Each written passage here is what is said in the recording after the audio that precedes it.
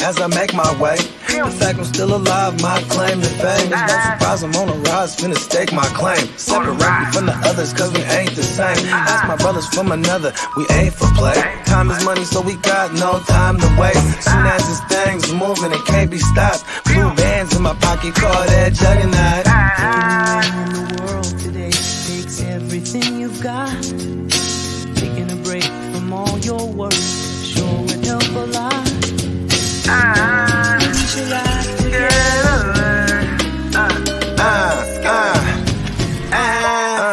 You know the stat quo. Finna get a bag, bustin' down that blow. Out of East Side Ho, where they know my name.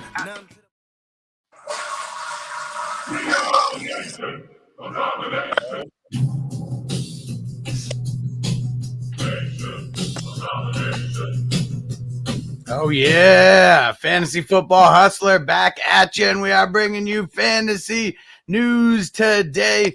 Here with the Wednesday crew, almost forgot what day it was. Here with the Wednesday crew, we got JC Money Design in the building. It's too damn cold to be working here in Minnesota, I tell you that much.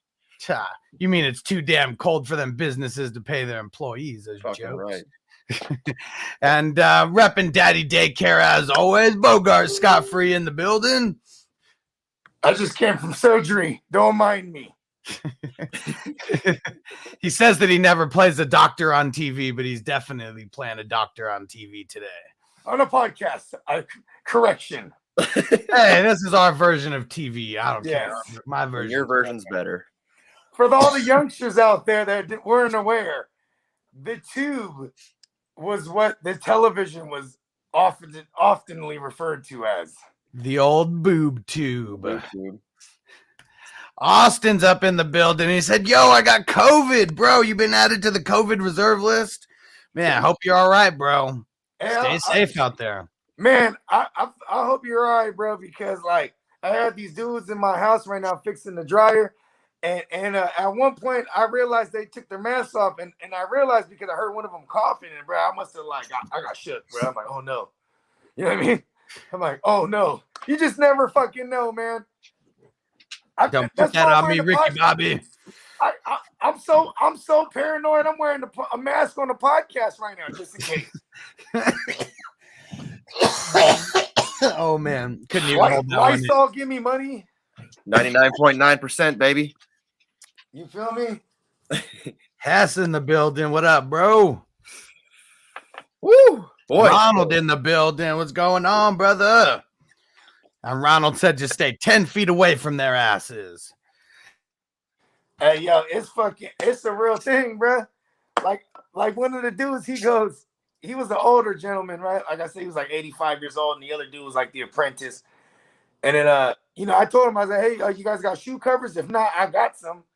And they're like, oh, no, we'll just take off our shoes. And I'm like, all right, because then I feel like I'd be extra weird. Being like, well, yeah, but then put your shoe covers on also. Socks, you know what I mean? Because I really meant that.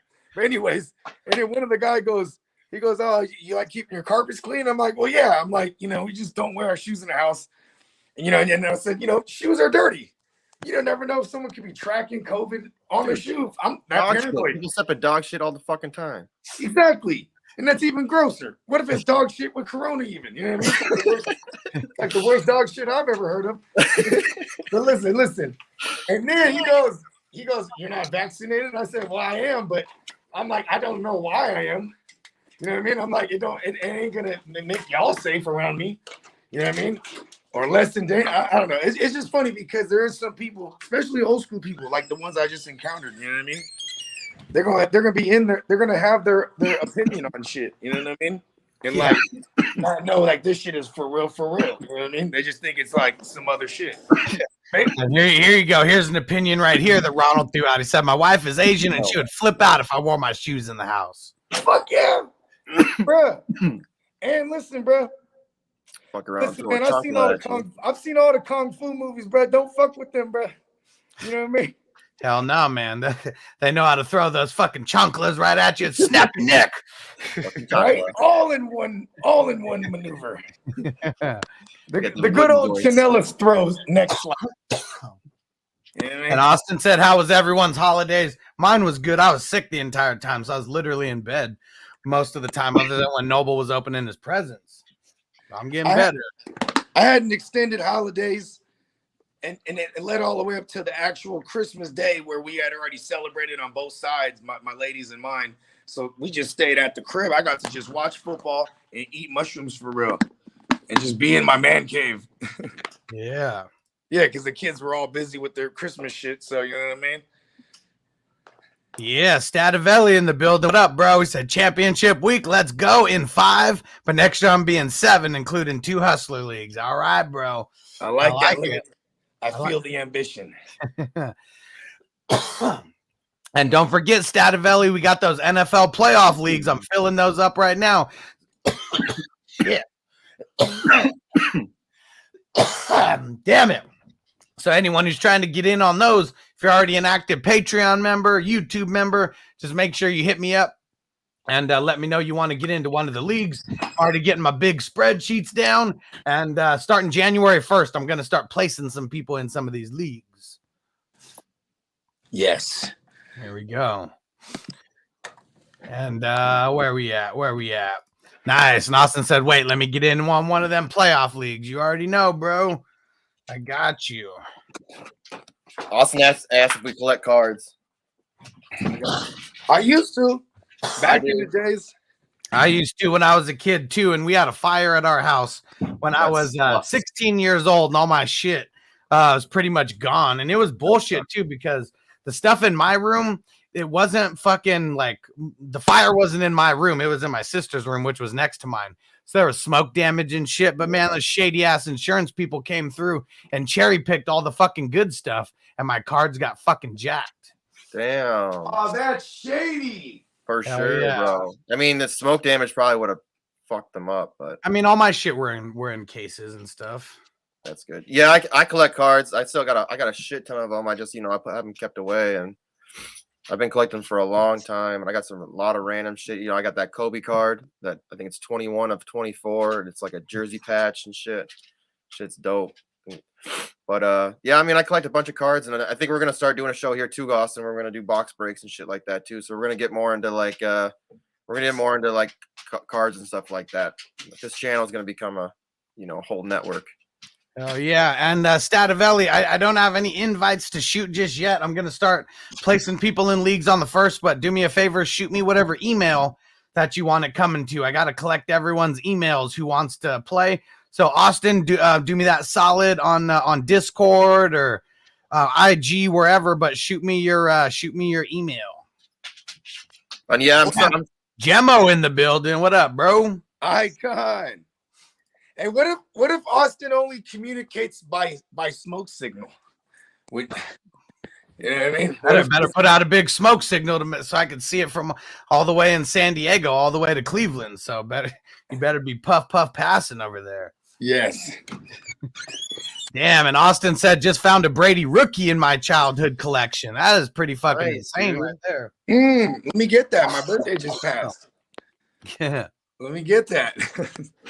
People hate Brady. I would love. I got these old Fleer cards, basketball Fleer cards. I got to go through them too because I know I got a bunch of Jordans in there. And, I remember when a couple of them you can find. My whole shit was. I remember I had like a Flair set, an NFL box set. I don't know if it had all of them in there, but I remember that was gifted to me when I was like in 3rd grade. And then I remember one of the sets that I actually completed where like I would go to the comic store and look for like card, like I would, the cards I'm missing like in order. Mm-hmm. And it was when Marvel got picked up by Ultra Flair. You remember that shit? Mm-hmm. Bruh. The Marvel cards were pretty sick, bro. Yeah, they were. They were dope. I had a couple of them too. They had a Marvel Masterpiece series. Yep. And they had all the letters were in gold, right? Mm-hmm. Actual gold, bro. Yeah, shit was dope. Mm-hmm. Fire. They don't make them like they used to. That's I'm sure. And you know what's funny?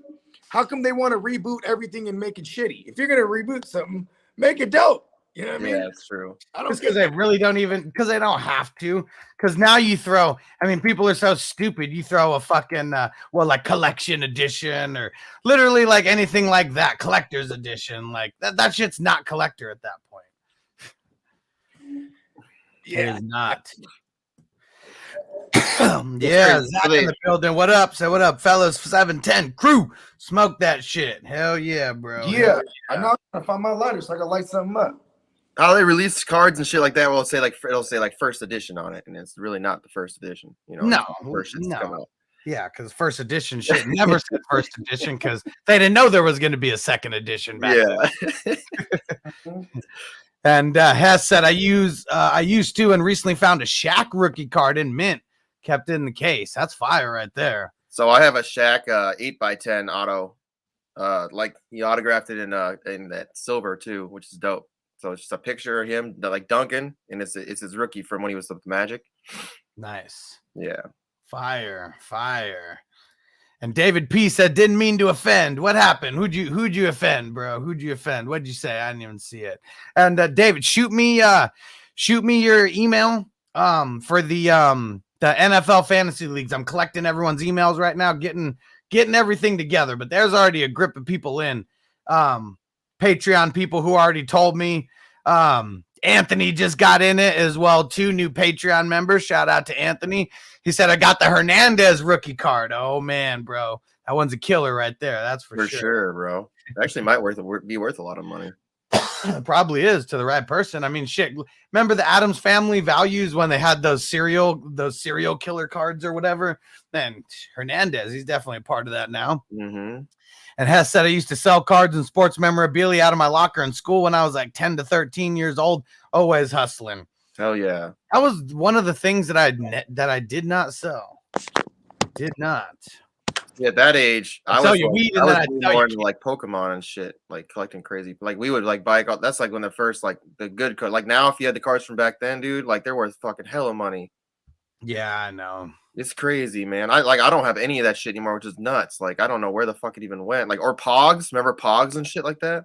Yeah, I'm waiting like for that Pogs shit. There's so many collectibles from that shit. I guarantee, like the amount of Pogs that came out was just like. Well, I went to Hawaii when I was like 10 years old. Pogs did not exist on the mainland yet, and I just remember getting some and bringing some back. And then kids were like, what the fuck are those? And I was like, man, you haven't heard of these yet? It's like, these are all the rage in Hawaii. And then what do you know? Like, within a month, they were flooded. Yeah, I ain't gonna lie. Crazy fun. I ain't gonna lie when I say this. I had a shitload of Pogs, but I loved collecting slammers. And yeah. I'm gonna keep it 100. I ain't never once in my life played Pogs, bro.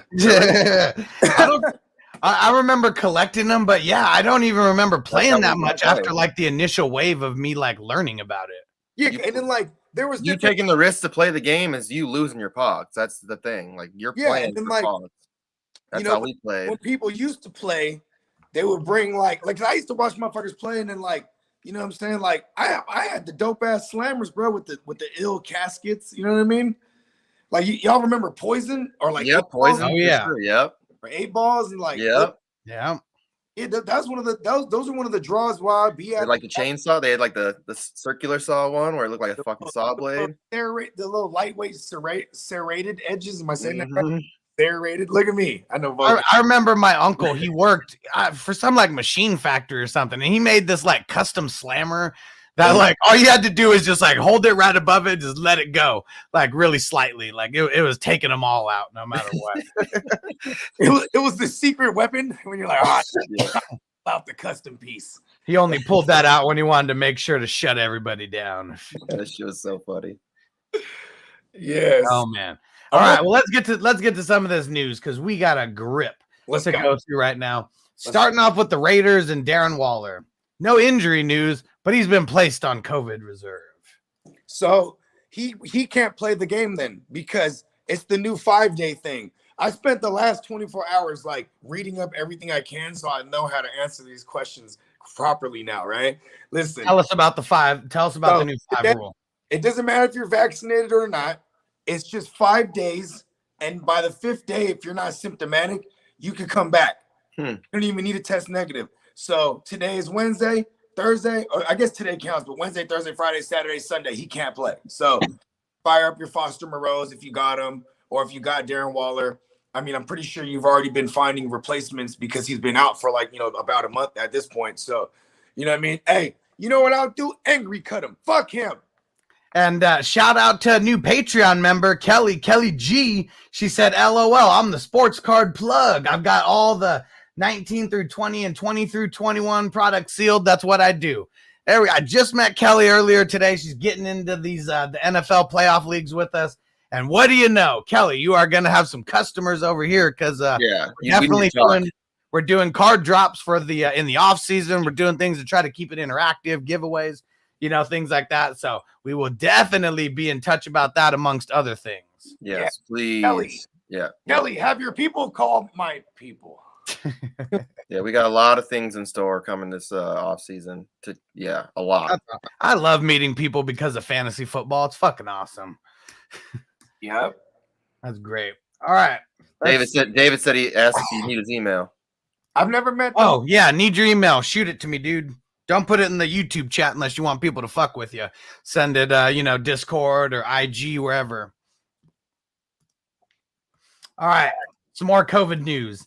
Hayden Hurst Helmsley being placed on COVID reserve. Not like he really makes that much of a difference for fantasy football, but one less body out there for the Falcons. And, more targets potentially to Gage and Pitts now. Yeah, it was very annoying, but it was also predictable that Hayden Hurst would take away from Kyle Pitts, especially in the red zone, because Hayden Hurst already has rapport with Matt Ryan, and we knew Arthur Smith was going to run a ton of 12 personnel, 2 tight end sets. I don't not believe that they're not going to have another tight end in there with them, but not of the talent of Hayden Hurst. You know what I mean? Yeah, Hayden Hurst is the only one who may warrant a red zone, target. Because he's actually good. Yep. All right, and then just moving on down this list, down to the Chargers. They are adding Kenneth Murray and right tackle Storm Norton. He's the starting right tackle, been added to COVID reserve. The Broncos like hearing that because for what it's worth, that Chargers line, they've been healthy all year and they've been playing well. And when they're missing 1 or 2 pieces, it's really bad. Yes, sir. They did activate Joey Bosa and Jalen Guyton from COVID reserve. So, this COVID revolving door. They needed Bosa. They needed him real bad. Guyton is what he is. They needed Guyton too. Ninja Guyton? I like him, man. Yeah. What was it? Isn't Mike Williams? He's not right. Mike Williams already out. He was placed on COVID days ago on Monday, I believe, and he's not vaccinated. So but with the 5-day with this new rule, he got placed on it like on Saturday. So he's actually, according to Ian Rappaport, he was on the list of guys that shit him. Chris Harris, Joey Bosa was on that list. So I think it's just like one by one. I think they're all going to be lifted. I am weary of playing guys coming off of COVID. That's just, especially if they don't practice. Like, that's a big red flag. If you don't practice at all throughout the week, I don't think I'm starting you in my championship. And for Mike Williams' sake, I mean, if you got here with Mike Williams, you got here in spite of Mike Williams. You know what I mean? And it is a bad matchup against the Broncos, but I think him being back does obviously help everyone else, like a Keenan Allen or Josh Palmer, who I also think will get into the mix with Guyton and Williams probably being. And got a question here from Twitch from Schmitz myself. He said, "You guys like Keenan Allen or Tyler Lockett this week?" I'm nervous about Keenan Allen. Like, he's just, I don't know what it is. Maybe it's because guys like Mike Williams not playing and all that, and so they're getting double and triple coverage more. But what do you guys think about Keenan Allen and Tyler Lockett? I mean, Keenan Allen, he put up 9 points in the PPR last week, and he also dropped a touchdown. So it's like, maybe if he catches that touchdown, we're not so worried because, we'll like, that 17 points that we got, right? Or 16 points that we would get, right? I'm still playing. And he didn't have 9 points. He had 4 receptions for 35 yards. Oh, okay, so he had 7 points. So again, even if he catches the touchdown, it's still. My point is that he was still, getting the money looks. You know what I mean? 6 targets. 6 targets. That kind of annoys me because that drops down tremendously. But that was like his lowest of the year, except when they played Baltimore. Yeah, Well, and then, Seattle's playing against the Lions, and they're playing at home. It's a 125 game for them. I like Lockett better. Mm-hmm. It's just, man. I like the matchup better. If they're going to be able to run on the Lions here, and the Lions, they're above the league average, like middle of the pack. I think they were 14 or 13 against the pass, but they're really trash against the tight end. So that's the one thing I worry about, because if Tyler Lockett's not catching a touchdown and he's not getting, the short range targets, it's basically playing Keenan Allen to me. You know what I mean? I mean, if it's a PPR league, I mean, for sure, I got to agree with that. I'm probably just going to lean to the side of Keenan Allen just because, on paper, he's going to get more volume. Yeah. But, man, Tyler Lockett, he's looked pretty damn good 3 out of the last 5 games. Yeah, the last game was snow game. Remember that? Yeah, and see, they were able to run. DK got a catch, right? They were able to, and DK got only. That's pretty much all he did all day. Well, that coverage was so broken. The snow is crazy. You know how crazy hard it would be to see the shit in that snow playing football. You would know, but you would. Well, I'm glad I know what you're walking through, dude. Just think about that. Blowing like aren't that. Aren't they playing in Detroit though now? Like, aren't they playing in Detroit? No, it's back in Seattle. Yeah, no, I think it's in Seattle. It's in Seattle, and it's outdoors. It might be another shitty weather game. Which is just, which is also, weather in Washington's been crazy. It's been snowing like crazy. Yeah. Weather in Washington is never anything but shitty. Yeah. Well, that's not true. That is true. I live in San Diego. Every day is shitty weather. That's true. It's either raining or it's fucking not sunny. Like, you guys are perfect. Like, people in Florida, like, it's apparent like they live in a tropical weather, but then they get fucked by hurricanes. Yeah, dude, Florida is the ass of America. Like, Mother Nature don't fuck with her. Florida is the ass sweat of America. Like that's all Florida equals is ass sweat. And Life and Sports Talk with Jake. Oh man, he said today is the day. Got the supplies, hustler. We know what that means. Shout out to the 710 crew. Yeah, long time coming. And dang it, you know what? Stu just reminded us. We did mention this yesterday on yesterday's show, but we definitely got to mention it today. Definitely got to pour one out for John Madden. Like, RIP, like such a big part of our childhood.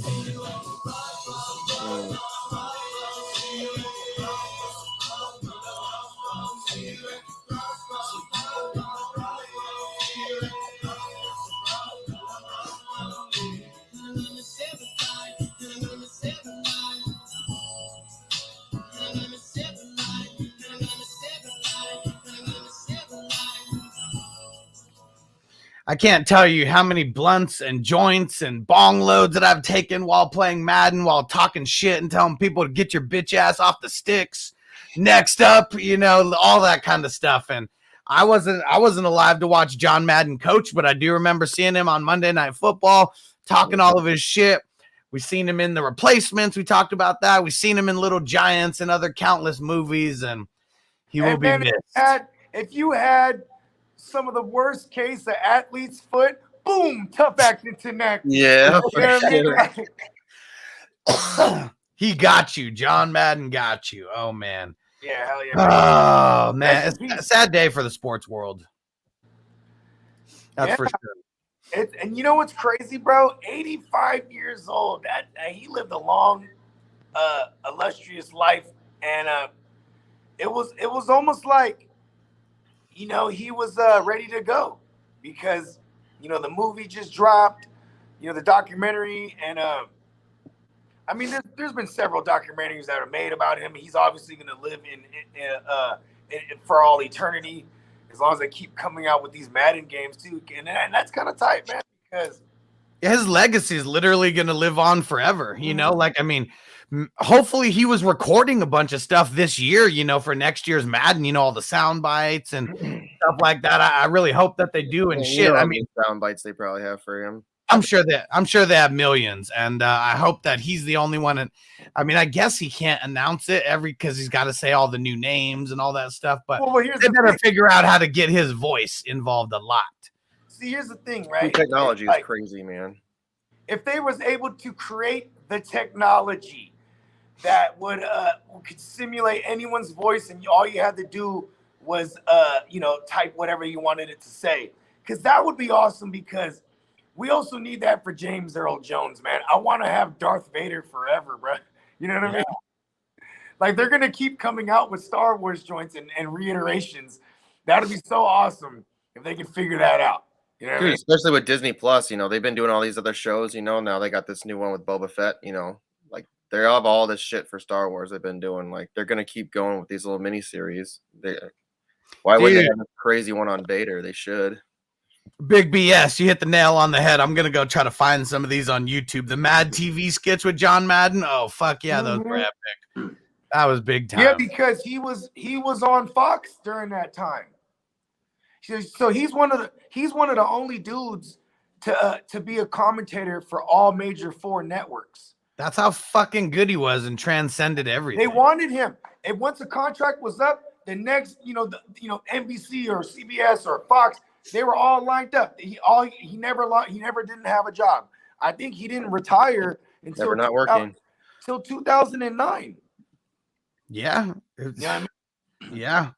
And I mean, that was really by choice. I mean, 85 years old, and that was like 12 years ago, 13 years ago. So shit, I mean, he was already pushing 70. He loves football, when he retired. He loves football.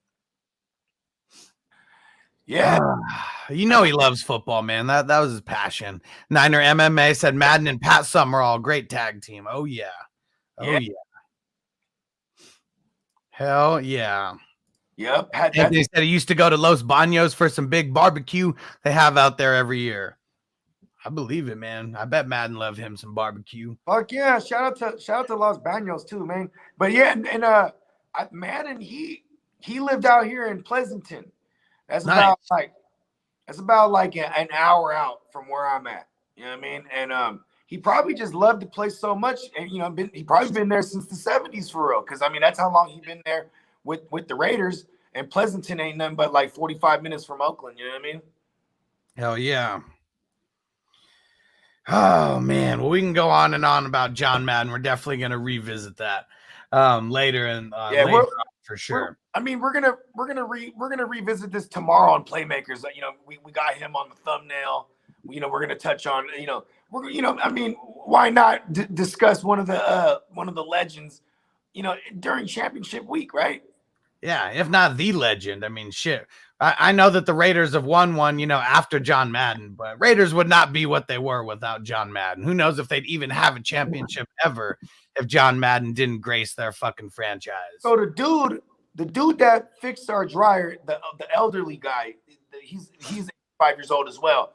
He showed me an 85 autograph. and working, bro. Fuck. He showed me an autograph.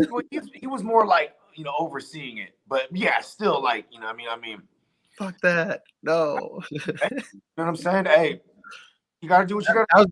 That was gonna be JC Money Design until he met us, bro. You're about to be working out there in the cold doing electricity until you're 85. Fuck that. But yeah, the dude showed me, because he was a Raider fan, and he told me he met John Madden, and he showed me a little autograph thing. Sick. Piece of paper, and he'd had it on him since the 80s. You know what I mean? It's just in his wallet. It's fucking epic. That was really kind of cool, man. Like, I was just like, wow, like, because here's just some random stranger in my house due to circumstance, but then we're talking about a common our common denominator is love for football, and him more specifically being a Raider fan. I mean, that Raider fans are probably devastated, rightfully so. You know what I mean? I mean, he's I don't know why. That is the Raiders franchise. Like, there's no more iconic person associated with the Raiders than John Madden. So imagine.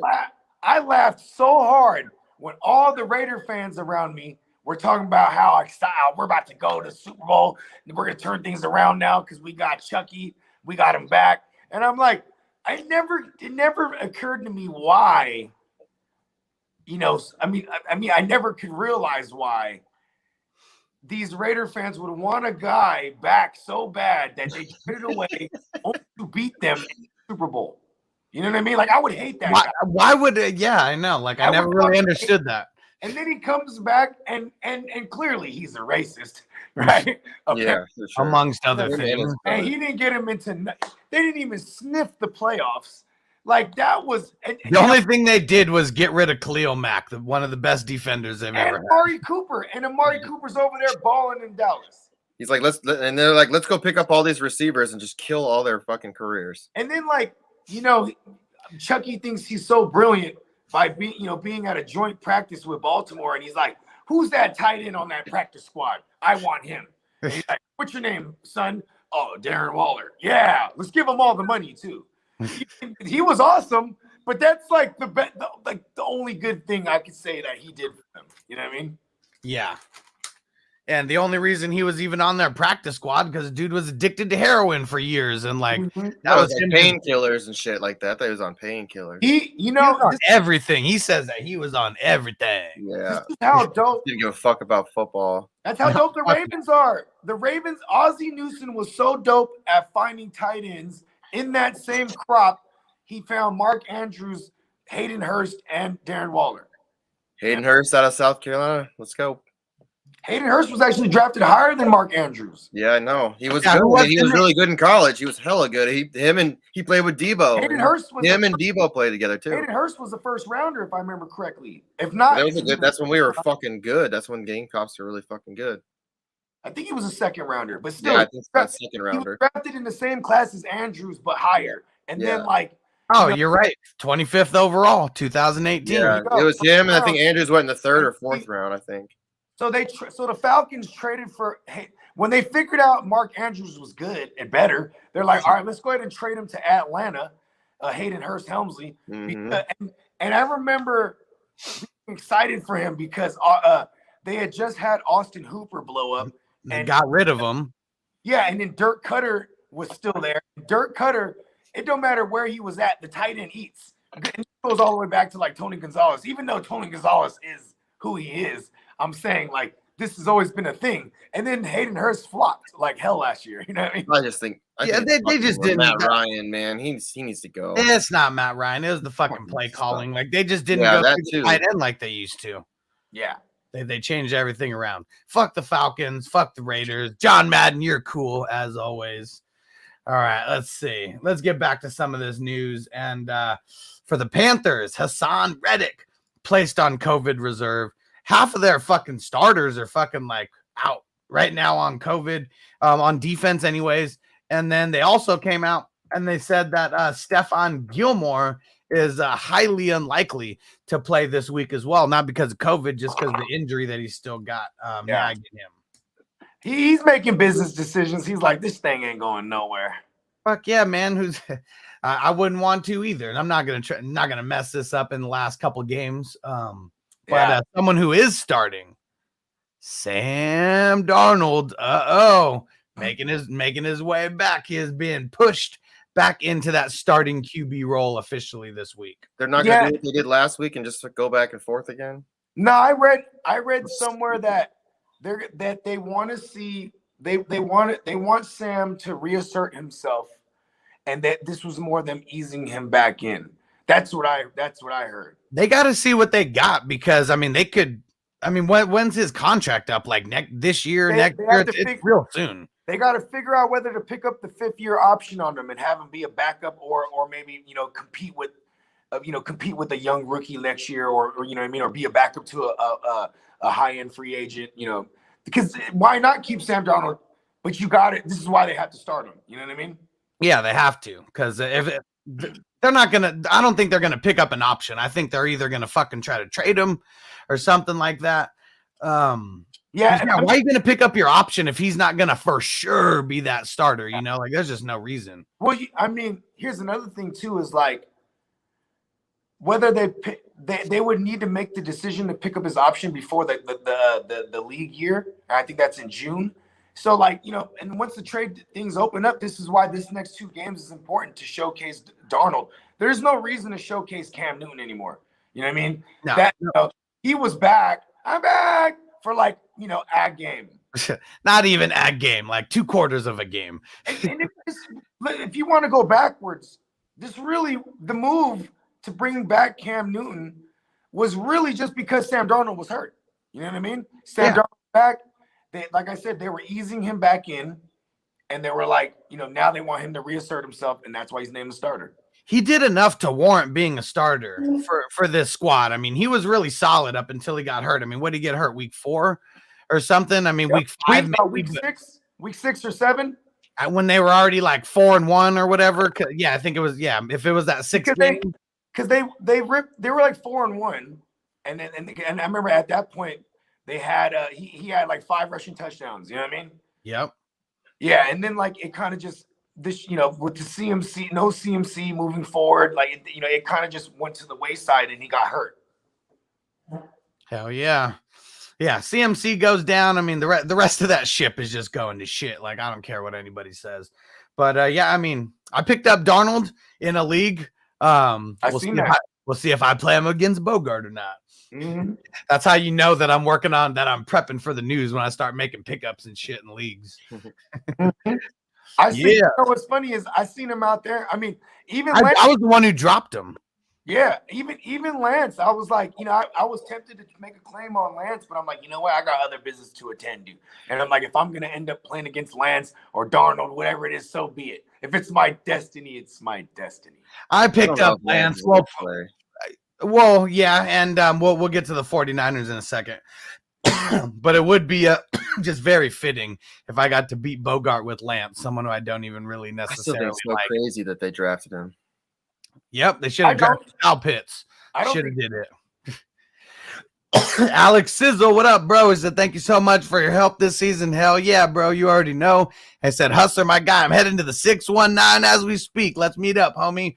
Well, hopefully it's in a couple days. Still get me a couple days to still recover all the way. But hell yeah, bro, I'm down. I don't got the vid. So as long as people can deal with some coughing, all good. And Hess said this week is the perfect time for daytime dabs. I'd say any day of the week that ends in Y is a perfect time for daytime dabs. Yeah, I'm more of a creature of the night, but I've been known as a day walker. Nigel, good looking on the super chat, bro. You the man. He said, shout out to the dynamic trio, RIP Madden, your favorite Madden player through the years. I'll go first. Michael Vick, cheat code. Whew. My favorite Madden player of all time was probably Antonio Gates. Because like if you had him on your Madden squad, like fuck, like it cheat code, ultimate cheat code. You could not. I was gonna say Adrian Peterson. He's fucking wrecking crew, man. Playing with AP was fucking wrecking crew, man. He was so good. I figure I go left to center. Tight ends are a forgotten. No, I like that pick. That's why I was like, fuck, that was a good pick. Yeah, I mean LT. That's fun. You know what I mean? Like, when did they start doing the ratings? 2009, 10. I can't even remember what year they actually started that. Because I know that's when they went online, where it was like where things would refresh. Like, yeah, literally, like had it connected to your internet. You had to get it connected to the internet to get it to refresh. Ooh, another one of mine would have been Troy Polamalu, because that dude would fucking catch, and he would the year that he was on the cover, he would intercept fucking everything. Bro, Ed Reed too. Like, man, if I was doing, because I used to love doing those fucking Madden drafts, where you pick everybody. And man, my IDP squad was always super lit. It was always lit because I was always starting off with Polamalu or Ed Reed, and it was like shit. The rest was fucking almost didn't even matter. Man, that fucking swoop catch he does, where he fucking fingertips it off the ground when his feet are way up in the air. Holy shit. Dude, Patrick Peterson's so fucking good for so many years on Madden too. Mm-hmm. You can't get no completions on him. Richard Sherman was a cheat code that one year, the year where he was actually on the fucking cover. Yep. You literally couldn't throw to his side. He was actually one of the guys that didn't get hurt too. I think he was the one that the major injury it stopped for a while. Because then I know as a recent history, Patrick Mahomes, when he was on there. Brady was on there. Brady was on there. Wasn't that the year that he missed 4 games because of the deflate gate or whatever? I know there was a double cover recently, right? And Brady was one of them. And didn't he have like a partially torn MCL coming off of last year? Man, wasn't it Brady and Mahomes that were on it? Because I know the Mahomes. The Mahomes solo cover was a couple years back, and that was the same year that he had the dislocated kneecap, and he was out for like 5 weeks. Yeah, so he didn't go out for the season, but He didn't go out for the got season, hurt. but like it was still like a trip. Like, yeah, the curse is real. I remember when they did the double cover, the Larry Fitzgerald and Troy Polamalu. I don't think either one of those guys got hurt that year either. I'm gonna tell you one that's kind of like out there, but KJ Osborne. I remember I was telling you, like from playing Madden, it was the year like where Justin Jefferson was on there as a rookie. He actually wasn't catching a lot of shit on the game, and it was crazy because I had Thielen go out at one point, and KJ Osborne came in, and every time I throw to him, he would not drop the ball. Like it was unbelievable. Like I told you, I was like in a Devy league, and like he was like nobody had him on the like really deep league, and I'm like, I'm gonna go fucking pick this guy up just because of Madden. He didn't drop anything. It was crazy. You're savage for playing Devy leagues. I think that's like where I used to say We're gonna start one next year. You're gonna be in it. We're starting one next year. I probably am. It's gonna be fucking crazy. I mean, I told JC Money I'm not getting into a Devy league unless he's the commissioner. I don't. Yeah, I'll do it. I'll commission that one. It'll be a group of us just savages. So, I will tell you, I'm not.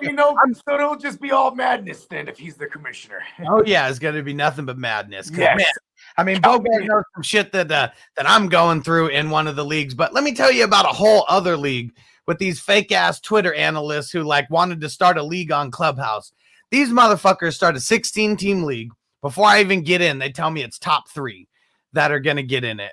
As far as like money goes. Did you find the proof? Huh? Did you find the proof? No, because the person who told people this didn't even pay and ended up bouncing out of the league. So shady motherfucker, in himself. And then now they're like, oh yeah, so it's not top 3 who are getting paid. It's the top person who's getting paid, and then half the league is half all the fees are getting donated to charity. And so 16-team league that everyone thought 3 people were going to get paid. Hey, you know what's funny? Like, show me the fucking charity ticket then. And that's what I said. I was like, how do we even know that you motherfuckers are going to go fucking donate? I was like, and you get that tax credit, huh? Not the person who wins the league or. Yeah, that's crazy. They really listen, every dollar counts, but they must really feel good about like a little fucking $300 or whatever it is that they're going to donate. You know what I mean? I mean, it was $60 times 15. So, I mean, we were getting close to a thou wow. In that total. And then they're like, oh yeah, we're so shady. Like, look at this. And then they show us like a big picture of like gifts that they were giving away. And I was like, how many people's buy-ins did you steal to get all those presents to give those away to the kids? They didn't like that. And then they kicked me out of the league. That's just funny, dude. Yeah, I can't stand it. So when we do this Devy League, it's going to be like people we know, like us friends. Yeah, it's going to be Patreon members or YouTube members or stuff. So basically it's going to be like 6 of us, just like, so we'll probably get like people that work with us on our channel, and then we'll just get like 6 people. Hold on real quick. I got a prerequisite, man. What platform are we using on this joint? We'll use SleeperBot. There's a way to do it. There's a way to do it. We'll just basically on SleeperBot, they make a thing where you can like go under players' name, like under them, and you can like write shit. So like we would just use players that are like either they don't fucking play, like people down in the 99999, you know what I'm saying? Like they're like nobodies. We'll just take like you just draft them or whatever, and then we'll just pick whatever you pick. Like, you know, if you had like Spencer Rattler or if you picked like, you know, see, here's the thing. There's got to be somebody that anybody in college you can draft. So you can draft somebody got to write all these things down. I got it. We're gonna take JC Money. We got it. JC Money, you got to write all these names down because you know what I'm saying? It could be easy as someone just changing the name of a player, but like, I have him, bro.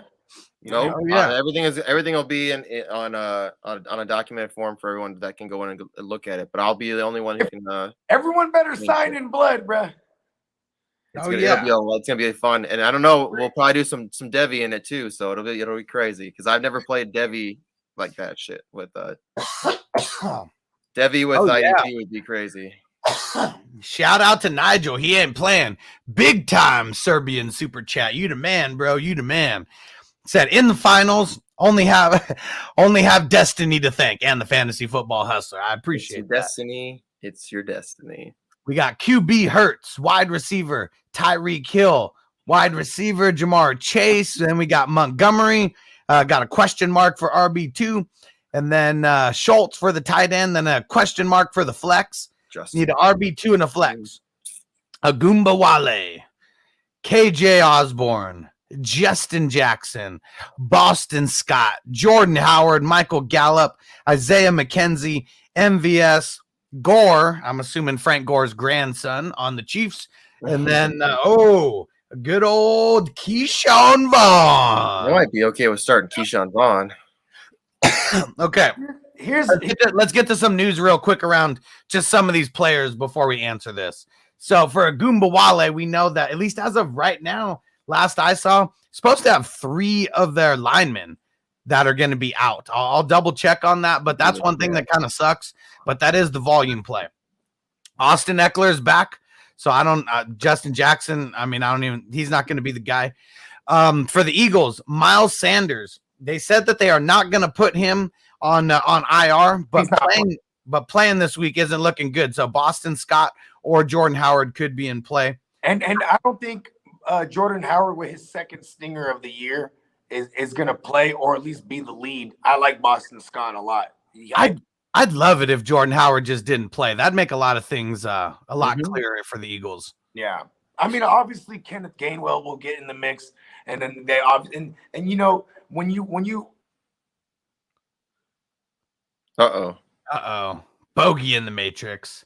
I did just see that MVS just literally 5 minutes ago was activated from the COVID reserve list. Hello. So we can hear you. So he is in play. And I actually do like Gore a little bit. I mean, CEH, he's not practicing. I don't know how likely it is that he plays this week. He's got swelling in his knee. A lot to trust, man. It is. And so it's a lot for Keyshawn Vaughn as well, too. I'm fucking really nervous about him. I mean, cracks off that one big play, but outside of that, really didn't do too much. True. KJ Osborne definitely should be in play here somewhere because Adam Thielen got placed on IR. Which I said that he should not be back in there fucking playing. Yeah. Season-ending ankle surgery. Alvin Cook has been activated, though, from COVID reserve. So that's something right there that's definitely going to take away from, really a little bit of everybody. Yeah, I mean, actually, I feel like that helps. Like him being healthy helps the receivers in my mind. You know what doesn't help the receivers going up against the Packers? Jair Alexander got activated, and he is coming back this week. I know Savage, man. He was fucking wrecking house. Yeah, Savage is a safety. Jair Alexander is a cornerback. So I was just saying that he was being fucking ridiculous. Yeah, he's still going to be a savage. But that's something that's just going to, if Jair Alexander playing, that's slowing down Justin Jefferson. That means a guy like KJ Osborne is definitely going to get an uptick in targets. And Tyler Conklin's not practicing either. So, you got a handful of people that are out and or at least banged up. I'm leaning between KJ Osborne and Isaiah McKenzie for the flex. Heavy lean on KJ Osborne right now. And I'm leaning Boston Scott for that running back spot as of right now, slightly over Agumba Wale. Yeah, I'm for sure going to go KJ Osborne. I think I'm going to agree with you on Boston Scott because I know Boston Scott's a beast. He's showing when he gets the opportunity, he's going to be fucking shining. And Zeb said, Bogard in the Matrix. Fix your internet, bro. He's out in his garage, though, right? Yeah. Oh, I didn't see that. So Gabe Davis and Beasley both got activated. Let me see. Beasley. McKenzie was such a fun Super Draft Pro play last week, and so was third string quarterback of the Ravens. Was awesome fucking play too.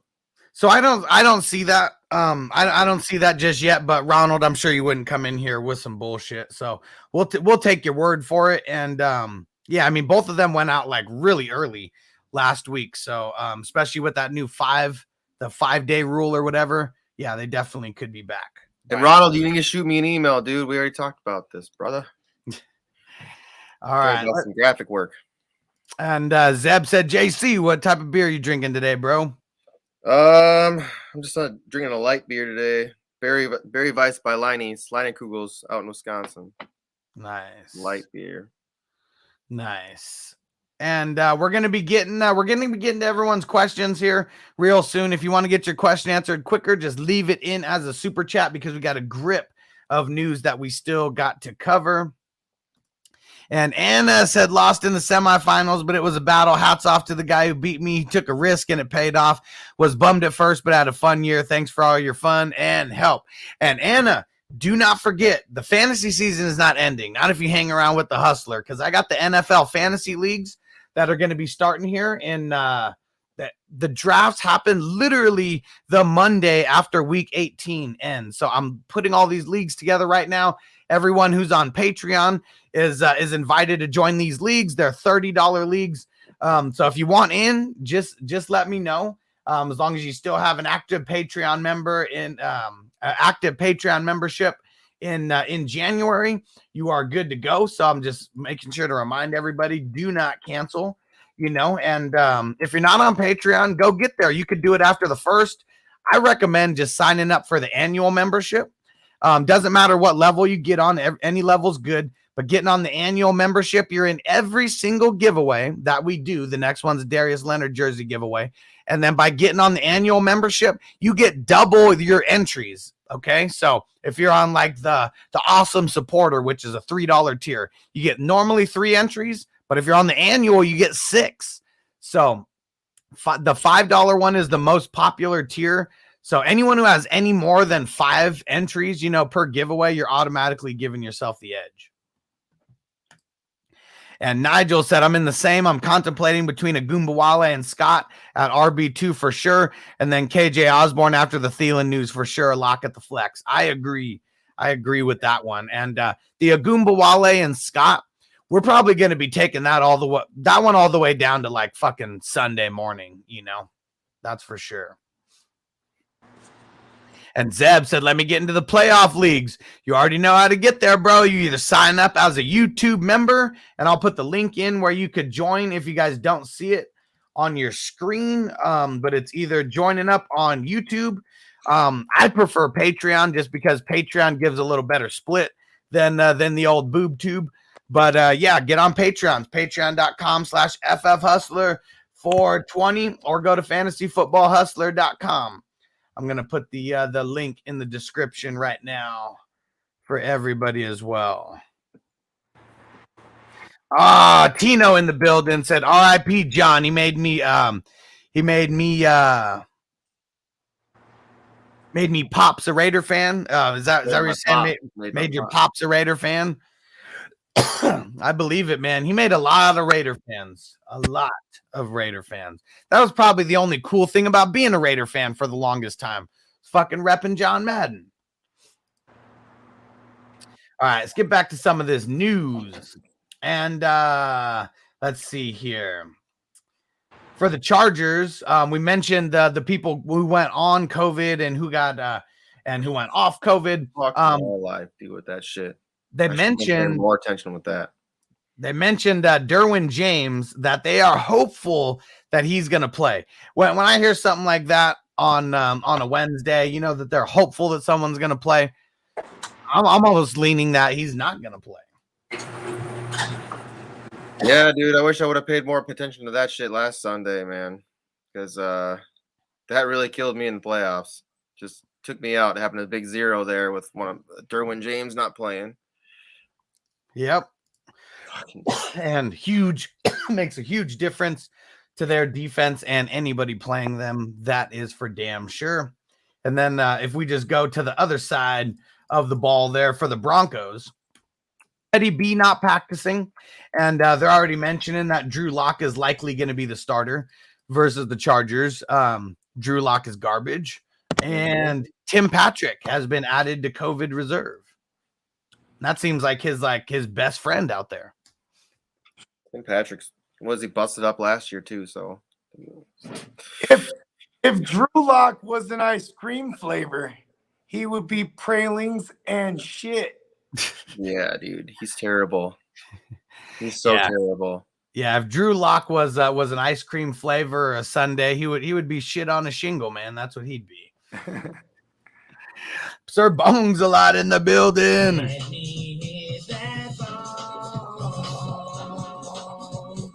Yeah, Austin said, I'm back, fellas. Man, don't you have a cell phone? I know you said you had to walk the pup. That's all you got to do. Just keep the cell phone on, bro. I'm fucking with you. All right, let's get to some 49er news because we got a couple pieces there. The Shanahanisms says that Jimmy G does have a chance to play this Sunday. I mean, he's got the little chip in his thumb, man. Like, how much is that going to hurt handsome Jimmy? I mean, he's handing off the ball more than he's throwing it out there. He's not going deep more often than not. I think they take it all the way down to game day. Here's another thing too, is that when Trey Lance before the year started fractured his finger against the Lions week 1, we still had him come in and rush a touchdown. So I'm just saying this to say that, like, if Jimmy is able to game manage, they're gonna let him play. I doubt he plays, but like for anybody waiting down Lance, you know what I mean? That's a 1:00 game on the West Coast, 4:00 East Coast time. So, you know, you got to be really confident on waiting on him, or have like, you know, another pivot. You know what I mean? I really think that he's going to play. I mean, it's one of those things to where if Lance is really the guy, you really got to put Jimmy on display right now. You really do. Like, I mean, agree 100% with that. I know that. I mean, injury prone probably isn't a tag that a lot of people put on him, but I bet a lot of these teams are like, fuck, he can't play through injury. He's always getting hurt every single year. He's getting hurt. Something's happening. I don't think he's ever played 100% of the games that he had a chance to play as the starter. You know, the more and more as time passes, I really feel like if he gets traded, it's probably going to be mid-season next year, and it's going to be a decision because why is that?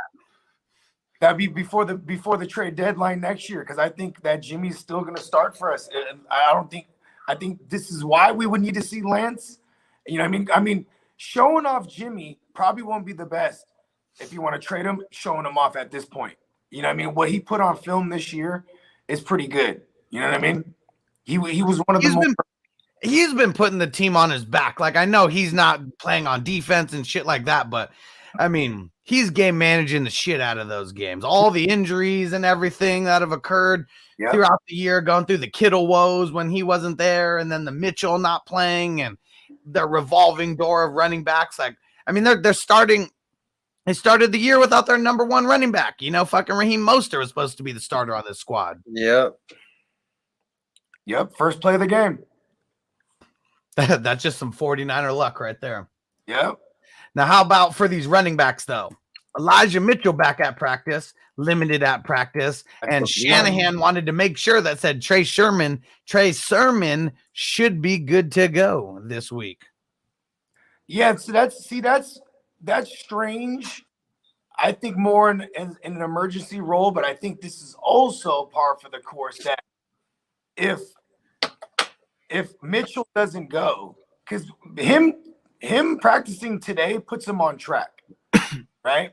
But if he doesn't go, Trey Sermon is going to back up Jeff Wilson, and I feel like this. I mean, like I said, this is a team that runs the ball like 3 times as a team.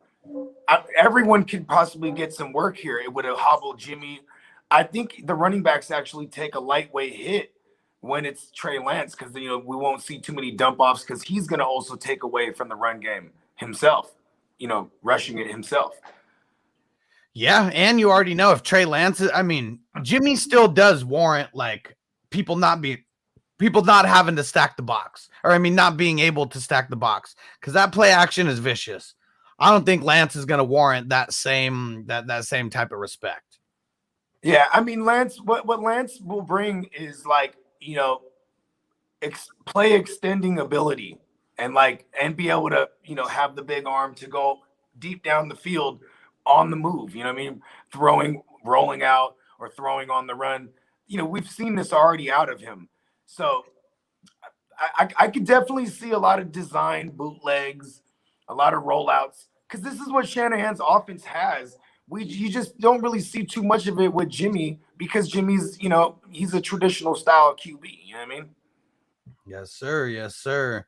And let's see. Let's get to some other news here. So a couple people mentioned it in the chat that Swift no injury designation. They already came out and said that he should be good to go for this week. I made the phone call. Seattle's got a pretty good run D. Let me see what they've been giving up. Pretty good, as in like, not the worst, because they the last month it's been bad for them. Yeah, I mean, if you go for the entire season, they've given up like the 31st amount of points to the running backs. But 3 out of the last 4 weeks, minus this past Chicago game, they've been really solid against the running backs. I mean, Rams, Houston, San Fran, but not giving up top 10 numbers to the running backs like they have been for a bunch. I mean, if you think about it, they're still giving up rushing touchdowns every week. You know what I mean? The past month, except for Sony Michel, but Sony Michel put what, like 90 on the ground against them? I think he might have even put a hundo. Yeah, right. And then obviously Montgomery went ham on them on the ground and through the air, and he and both Khalil Herbert rumbled into the end zone. So I'm not afraid of this Seattle defense at all.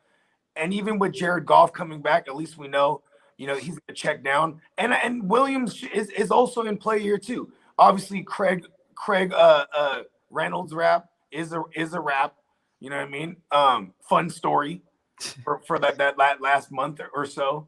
But it was a fun story for that week. That was for sure. Yeah, it's gonna be a lot of Swift and Williams, and if Swift plays, you play him. Yeah. If on Sunday when he's in your lineup and you see he's playing second fiddle, that'll be because they lied about him being off completely, ready to go. Antonio just said, Bogard, make the call. No Swift this week. I made the call to have him. I need him. One thing that I'm going to say, though, if you are expecting Swift to get 20 plus touches, you better tamper those expectations, because this isn't going to be the time for the Lions to just fucking run him into the ground. Not after he's gotten healthy. They need him to stay healthy to finish the season. Obviously, they want for his confidence is why he's playing more than anything. Crazy Dan Campbell, man. He's going to try to run the ball as much as possible. And like I said, Williams is going to be involved too. Maybe they run the ball 20 plus times as a team. 10 to 12 of those carries is going to Swift. What we're looking for is that, the 4 to 5 targets he was getting before he got hurt. Because that's where was actually giving us a solid floor to play Swift. Oh man, Antonio says I'm versing Swift in the D2 in the Dream to Walk League, and I need him to sit. Hey man, you know what I need? I need $10 million, but you don't see me in the chat talking about, hey man, I need $10 million. Oh man, and man, we know Francisco fucking really wants to get Swift back. Hasn't had him for a while. Oh, the showdown of showdowns. See, here's the thing. This is what happened. Swift went down to Mexico, and Francisco gave him some of them good ass Mexican drugs, bro. Because they're like the king pharmaceutical bootleggers, bro. They got it all. Oh yeah, they have the best duct tape. Hell yeah, for a real nice price too. All right, let's see where else we got. Let's keep leaning down this list. And so while we're on the Lions, Jared Goff is dealing with a knee injury. So I mean, he came back off the COVID reserve, but he's dealing with a knee injury that he suffered in AZ. So 2 weeks ago, at this point, I believe. Let me go double check. Yeah, 2 weeks ago. Is he limited in practice? Was limited in practice. I mean, that's what it.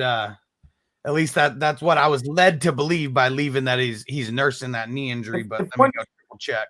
If there's one thing I learned, knee injuries, when they just call it a knee, it's a light knee sprain. And if he wasn't, he didn't even practice today. Okay, so then now, with that said, now he might be dealing with like a light MCL sprain, because that's instead of saying that most of the time, they just say knee sprain or knee injury. And in this case, him not practicing tells me that it's probably an MCL. Potentially. We know that he's not going to be doing any running, really just standing in the pocket is his forte. So he doesn't need to be too mobile to be out there. That's for sure. Jared Goff. Oh man. We need him. We need him for some Amon-Ra St. Brown love. I'll tell you that much.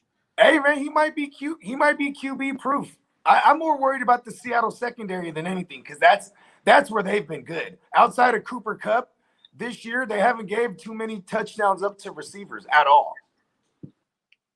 Is it because they're giving up so much booty on the ground? Mm-hmm. Well, and you know what it is? It's they're giving up so much booty to the tight end. So they are on the season number 9 in giving up points to the wide receivers. I mean, they completely shut down everything on Chicago. And yeah, Cooper Kupp did his thing. But yeah, you got to go all the way back to week 11 for Arizona before you see some a wide receiver core that put up top 12 numbers against them. And before that, you got to go all the way back to week 5 against the Rams. Yep.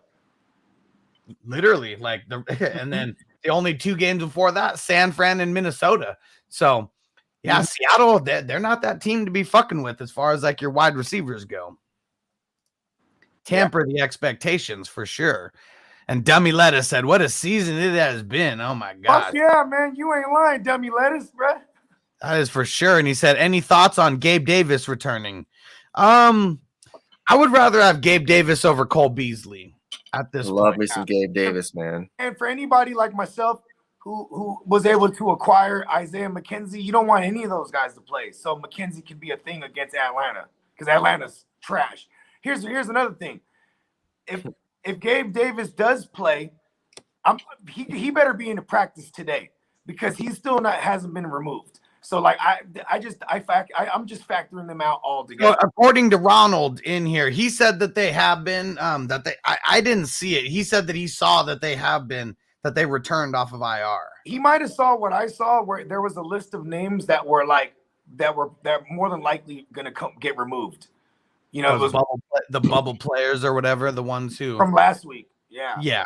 Because I mean, unvaccinated him and Cole Beasley, so they're still not within the 10-day. So that's why they had to be on there because they fall into that category. There's also part of the protocol. You have to be honest about your symptoms, and then there still has to be a team doctor to be like, yeah, he's not jazzing. But that's only a checkup. There's no COVID testing anymore after you've already tested positive after the 5 days. That's the new. It's crazy. That's their new thing right now. Four people coming off of positive results. That's why everyone's getting sick. Yeah. I mean, you know what? Yeah. And Antonio said, is Saquon really benched? I didn't see anything about that. I mean, Tino said Saquon has stage 3 hurt feelings. Oh.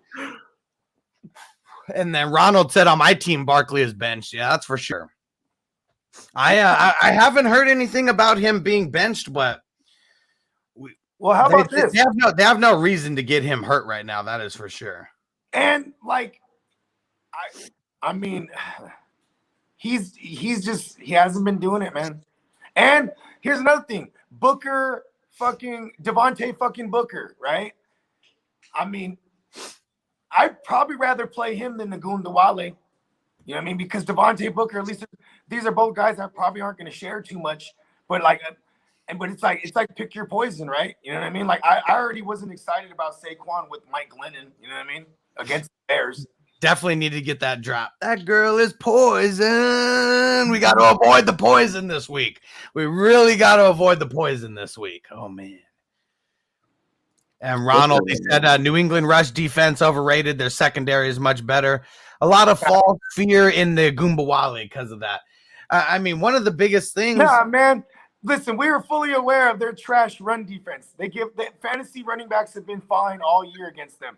Here's what it is. Fuck. I just pulled up the depth chart right now. I said earlier that they were supposed to have 3 linemen out. I see there that they have 4 linemen with the O next to their name right there. We're talking about and 2 of their backup fucking tight end, 2 of their backup linemen are out too. And they have 1 of their linemen listed to play 2 positions as a backup. So we're talking about a really shaky. He'll be out there like this. Will Richardson Jr. is the backup right guard and backup right tackle. Listen, they got Will. The only one who's scheduled to play is the right tackle as of right now. Bruh, I just Yeah, heard it's just crazy. I heard Will Richardson Sr.'s coming out, bro. That's how hurt they are. They got to bring called back the senior. They called the Pappy. They call it the Pappy. So that's something that we just, if 4 out of the 5 linemen are not there, I don't care who the fuck you have behind there rushing the ball. That is not good for anybody. And you gotta take all that. Now take everything you just said and add the fact that they are one of the worst offenses, if not the worst, in the league as far as points scored, yardage gained, every metric possible. They're at the bottom of the league, and more importantly, time of possession. Like they barely have the ball because they can't get no third downs. Like this is how amazing James Robinson was to actually be able to produce as much as he did when he did. Yeah, which was very seldom. Yeah. So I don't know how many people I'm going to be saying start Agumbawale with all that. I'm almost leaning Boston Scott, on your question right now, Nigel. Yeah, give me Boston Scott. Earlier, before I went in the Matrix, I wanted to point this out. I don't think Jordan Howard plays because you got to watch what the coaches do. This week, they elevated Keyshawn, what's his name? Kerryon Johnson. Yep. Wayward son. They need another running back with a pulse because they're probably not going to play Jordan Howard here. And I'm pretty sure Howard didn't practice today. Double check Howard's practice report. Pulling it up now.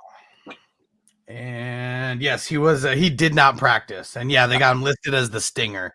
Why the fuck did they have him play out there? Going to try to kill him out there? No. All right. Bogard's got to go make some moves. I'm going to see if I can beat him up there if Boston Scott is in this league. No, he already has him here. Fucker. All right. Let's see. Let's get back to some of this news. We're going to get to the questions a little bit later after we get through all the news, guys. So if you want to get your question answered right away, just make sure you leave it in as a super chat. Make sure you follow Nigel from Serbia's lead. We appreciate you. Beast mode. For the Chiefs, Travis Kelce expected to be back today. I didn't hear anything about their practice report yet, but we need it. We need Kelce back. Everybody who made it to the championship, and if you have Kelce, we're all hoping that he gets in some good practices today, tomorrow, and Friday.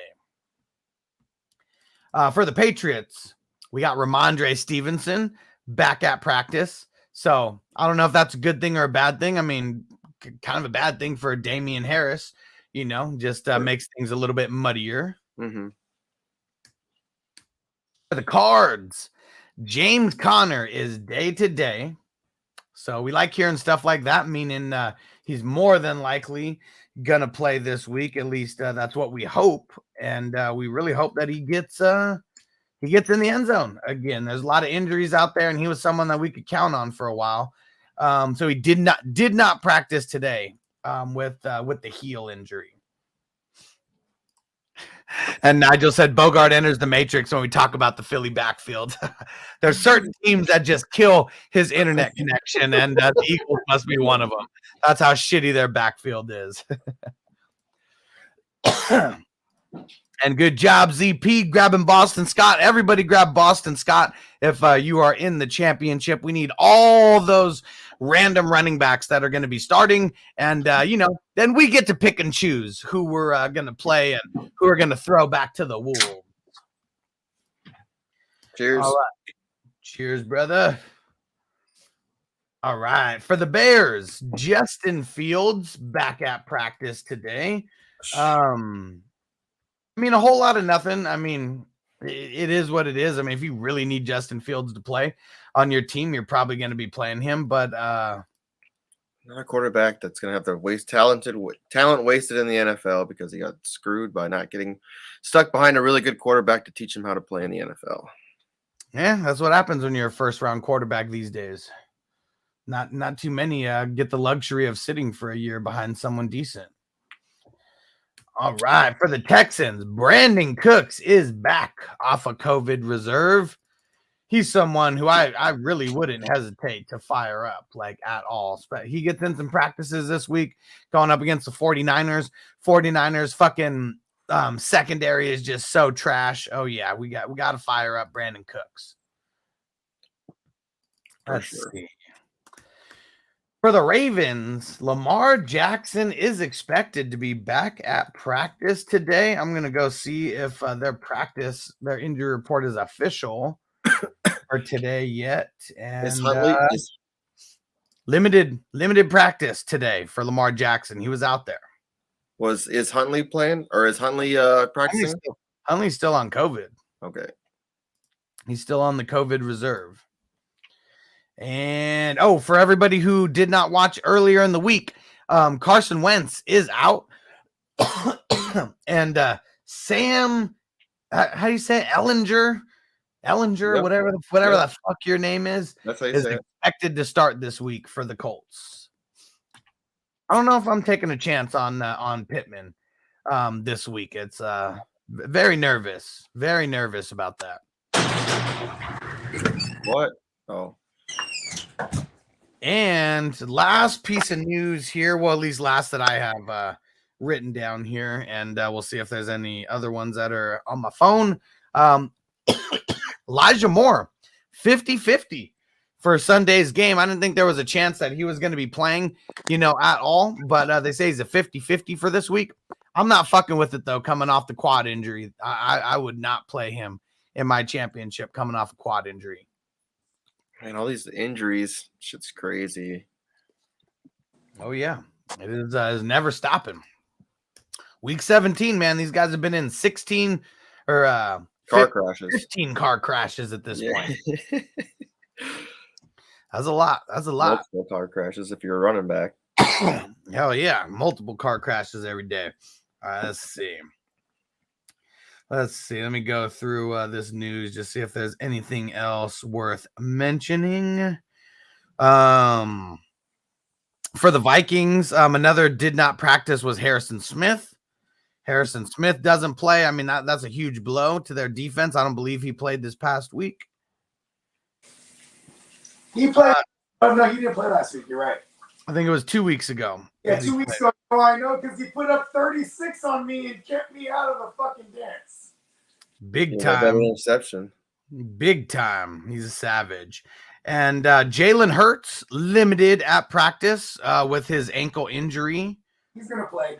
Yeah, it's Wednesday. It's Wednesday. I'm not worried about that. Tyron Smith actually got out there and had a limited practice. DeMarcus Lawrence was limited as well. But, I mean, anyone who has Zeke or Pollard or Dak or whatever, like Tyron Smith is fucking huge. They need to get his big ass back. So hopefully he is on the right track of actually getting back to play. Part of it wasn't just injury.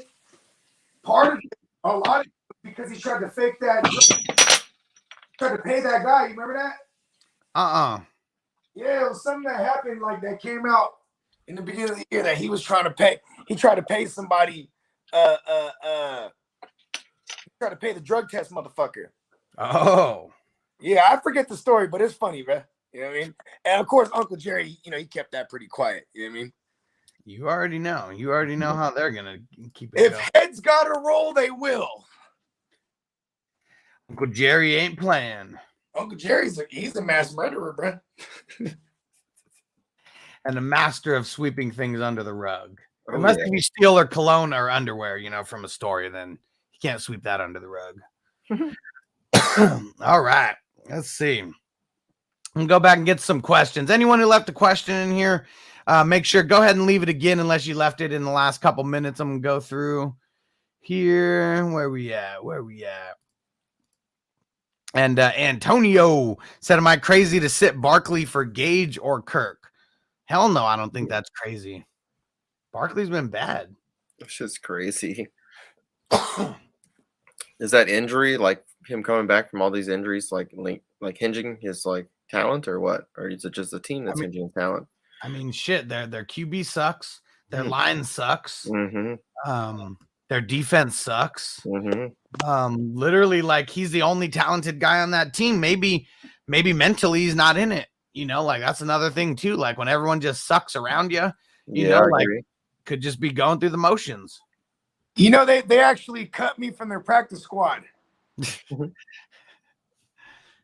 I believe it. I believe it.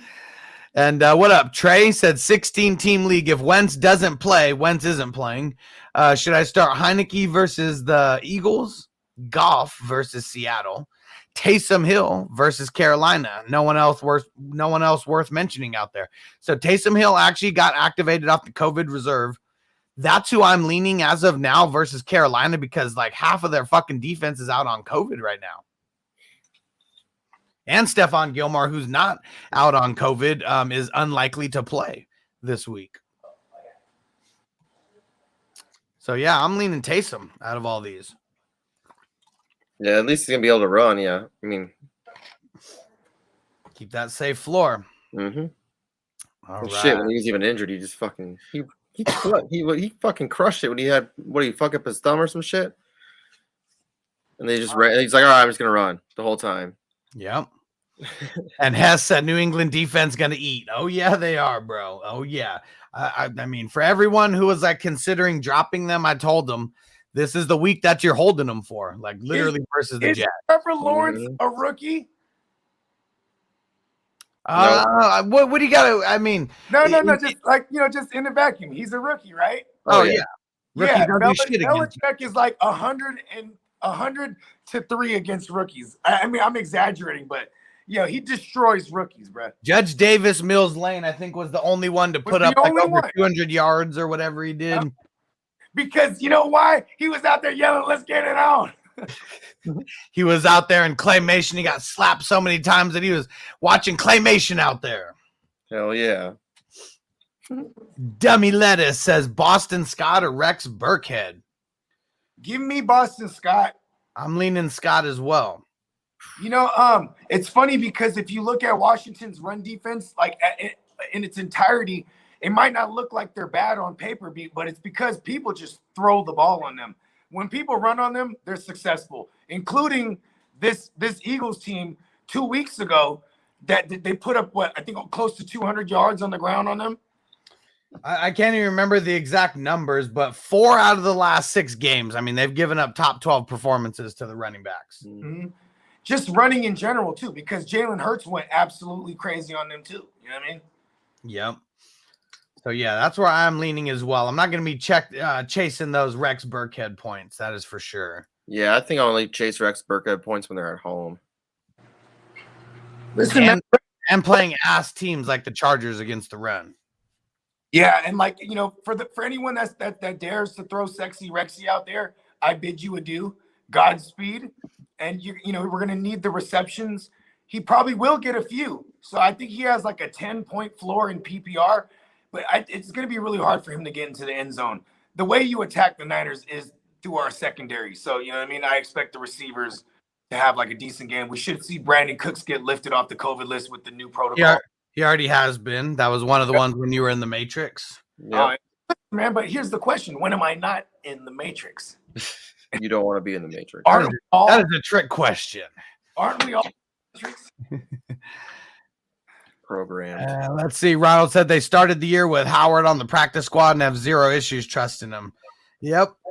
Yeah, because Howard, here's the thing. Howard has proof in the pudding. He has 1,000-yard seasons. And for this organization with the Bears, with 2 different regimes, he's been a nice plug and play for them. Yep. But he's hurt right now.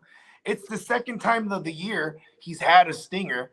And when you promote Kerryon Johnson to the practice squad, that tells me, because this is a team that always has 3 active running backs, you can't have 2 if you don't have, you can't have 3 if you only have 2. So that, because they're only going to have Kenneth Gainwell and Scott.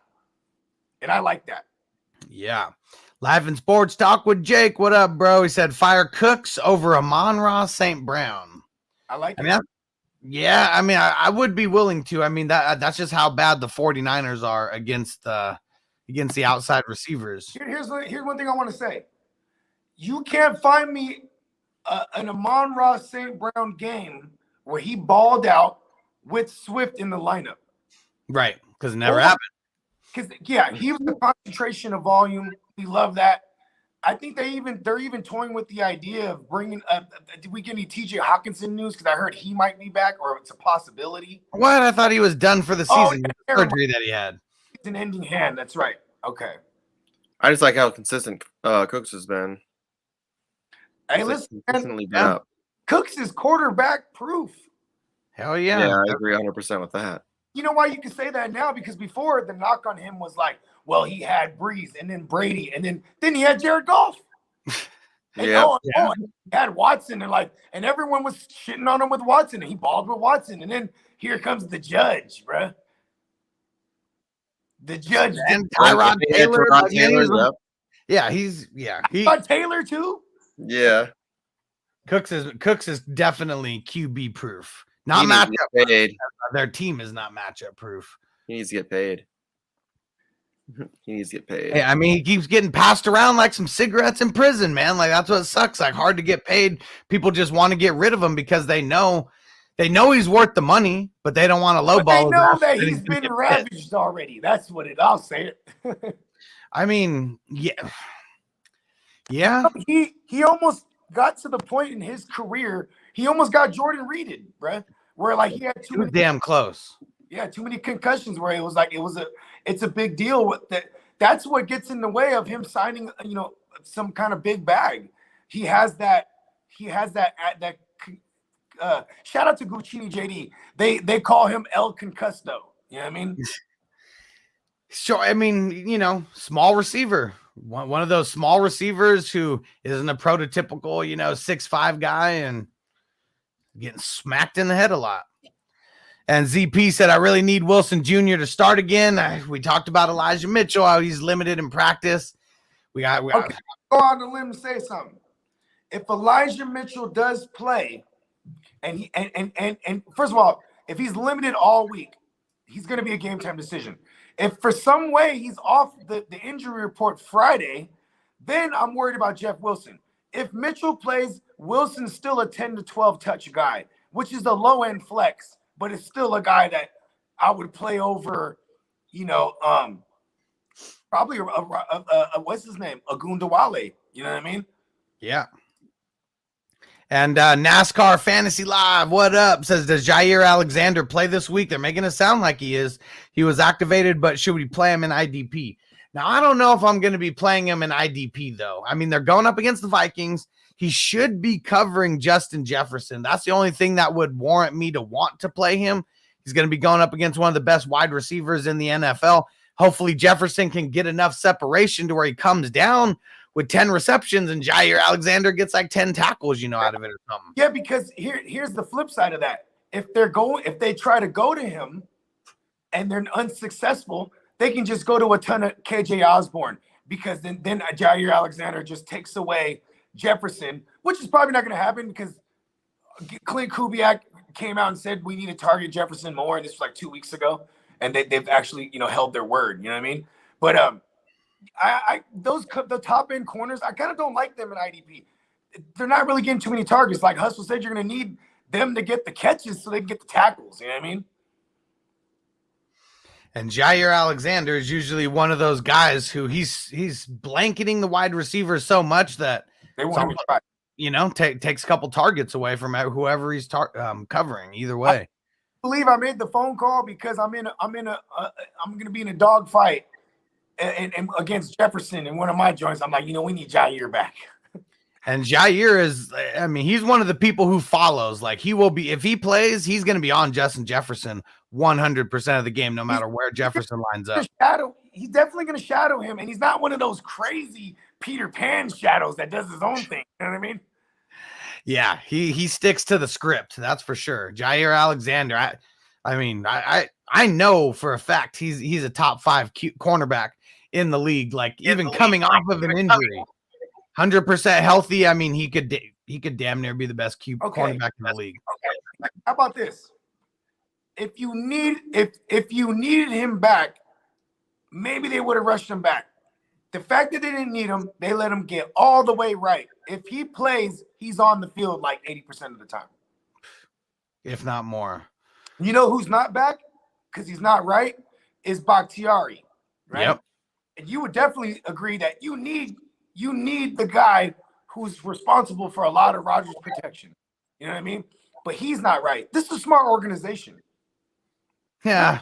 We got- Maybe they've been smart about injuries. They're definitely not smart with the way they handle their QB, their for QBs. filling in the blank because they've been smart with injuries. How about Aaron Jones? Is there any status on him? I know, like, we need to be monitoring him as well. Just thinking out loud. I'm gonna pull up their injury report to see. I didn't see anything about it. Limited in practice with the knee issue. Okay, so he's gonna play. Yep. Mhm. Nigel, good looking on the super chat, bro. He said the Peter Pan shadow made my day. Yeah. Bogart with the isms. Hey, bro, I got all kind of isms. The earth is my turf, but not Neverland.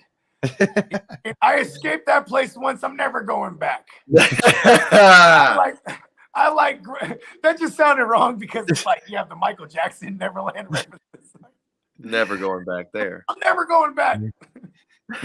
What up, TJ? What's going on, bro? He said, Justin, what do you think about the Vikings signing Kyle? How do you say that? Sloter. I loved him when he was previously here. Yeah, he was just a preseason like guy for us, but You know he what? doesn't need anything. Like Sean Mannion's out on COVID, I think, like something like that. Or I could tell by the way he's answering. Kyle Sloter's a bum. yeah. I've never heard that name in the history of ever until now. Me neither. And Sounds like Ricky Schroeder, some undercover concert promoter. You know who Christian Ponder is? Hey, do you know who Christian Ponder is? Yeah, ponder the thought. yeah, What Yeah. What about him? Ponder's I'm just saying, like, these are just Vikings quarterbacks, like nobody even remembers. Oh, Who gives a shit? bums. Christian Ponder. His wife's more successful than he is. Christian Ponder made way for the legend of Teddy Roosevelt. Just another guy who can hand the ball off to Peterson. Like, here, bro, you do it like this. I Yeah. hope the Vikings draft a quarterback this year. Just there's a couple of guys that would be, I think, okay in the system. Matt Corral. Antonio said Bogart for the Giants QB. Let's wish it into existence. Hey, man, Let's make the call. I have my hairline's intact, unlike Mike Glennon. And it looks like you only have one neck over there compared Yeah. to Glenn's like 5 necks. I mean, I think Mike Glennon, all his life, he's been searching for his long-lost, estranged aunt, Celine Dion. The long neck lady. If they were dinosaurs, they were definitely those brontosauruses. You know what I mean? You remember that Cat Williams stand up where they were talking about little loose neck Richardson? Like that's like Mike Glennon's estranged cousin right there. He's the exact opposite of little Right. loose neck. They're on the same line, opposite ends. The matter of fact, in superhero movies, they're arch enemies, bro. Oh yeah, it's like loose neck is like Danny DeVito, and then Arnold Schwarzenegger is like Mike Glennon, at least for the terms of this this twins term that I'm trying to We'll allow will it. into existence. We'll allow it. Nigel said Saquon did not practice. Yes, Saquon did not practice. If Booker's the starter, you like him over over Boston Scott. No. Not versus the not versus the Bears. Yeah, he only put up like 10 points, I think, last week. Who? Boston Scott? No, Oh yeah. Booker did. Yeah, but see, he put up 10 points with Barkley in the game. I'm gonna go on a limb and say this is like I probably would rather play Devontae Booker T over the likes of the Goon. Uh-oh. The Like, the last couple games that Booker played with Saquon out, he was actually a He's really good. good running back. He was scoring like 18 plus points. Yes, he's good. But see, some of those games where Danny Dimes actually did check the ball down to him a few times. If Glennon could do that, then cool. Because the volume is there's one thing about fantasy. It's sometimes it don't matter about the talent. It's about the volume they're about to get versus the matchup. It's about to be some ugly volume versus the Bears. Let me tell you. Here's the thing. Even with Hakeem Hicks in the lineup, one of the best run stoppers, they're still been giving up some pretty good amount of yards on the ground this past 2 weeks. You know what I mean? Because, you know, we can go like season long right now. I'm looking at like the past 2 to 4 weeks. I don't think Rashad Penny's great at all. He put up numbers on them. You know what I mean? So I'm saying if I had a choice between Booker T or the Goon Dewable the goon, or motherfucking Sexy Rexy, I would put it in order: Booker T, Sexy Rexy, then the Goon. We'll throw in Boston Scott because that's what Nigel asked about. Boston Scott above all of them because I don't think Jordan Howard plays. Yeah, if Jordan Howard doesn't play, I mean that just puts Boston Scott like way above because Jordan Howard's like the red zone fucking the red zone vulture that they love throwing him in there in the red zone packages. The Eagles are running the ball at minimum 30 times a game the past 4 weeks.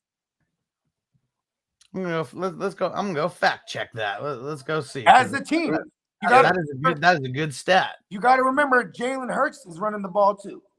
So that counts. As a team, they running the ball at average 30 times. That's 30 opportunities. I like with a defense that's showing up because that goes hand in hand with a run game. And well, at least the last game that I saw, they were on 30, and then took me all the way back. Let's see. How about the game before that? Yeah, well over 30 there. Remember, remember my last in this past week. I'm only looking at the last 2 to 4 weeks. Oh yeah. I'm looking 3 weeks back to see, and yeah, of course, 3 weeks ago they played the Jets. Like Miles Sanders got 24 by himself that week, and then Gainwell had 12. So yeah, within the last this past week was the least amount that they'd run the ball, at least in the last 3 weeks, and that was 30 on the dot. But their average is well over 30 then. So it's got to be over 30. I like this a lot. I like it a lot. Mr. Yang says Swift or St. Brown full PPR. I'm leaning the volume. I'm going Swift. Yeah, give me Swifty McVay coming out of Detroit. Woo. 12. Jake, what up, Jake? Said PPR. I'm starting Najee and Montgomery, flex Javonte, Swift, or Zeke. Semifinal game, week 18 league. Oh, man, one of those leagues, huh? Okay, this is crazy, bro. I'm going to go Swift over Javonte even. Fuck, I'm going Javonte versus the Chargers, man. Chargers have been so fucking ass. Here's another thing. Here's why I say this. I put too much into the revenge narrative basket. So, you know what I mean? Because I like Melvin Gordon there, right?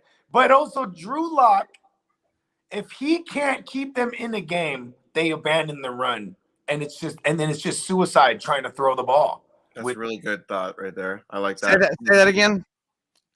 Because of Drew Lock being the starter, you've seen the run numbers drop. Because when you can't run the ball with Drew Lock, get third downs, you're gonna be playing from behind, and you're gonna end up throwing the ball a lot.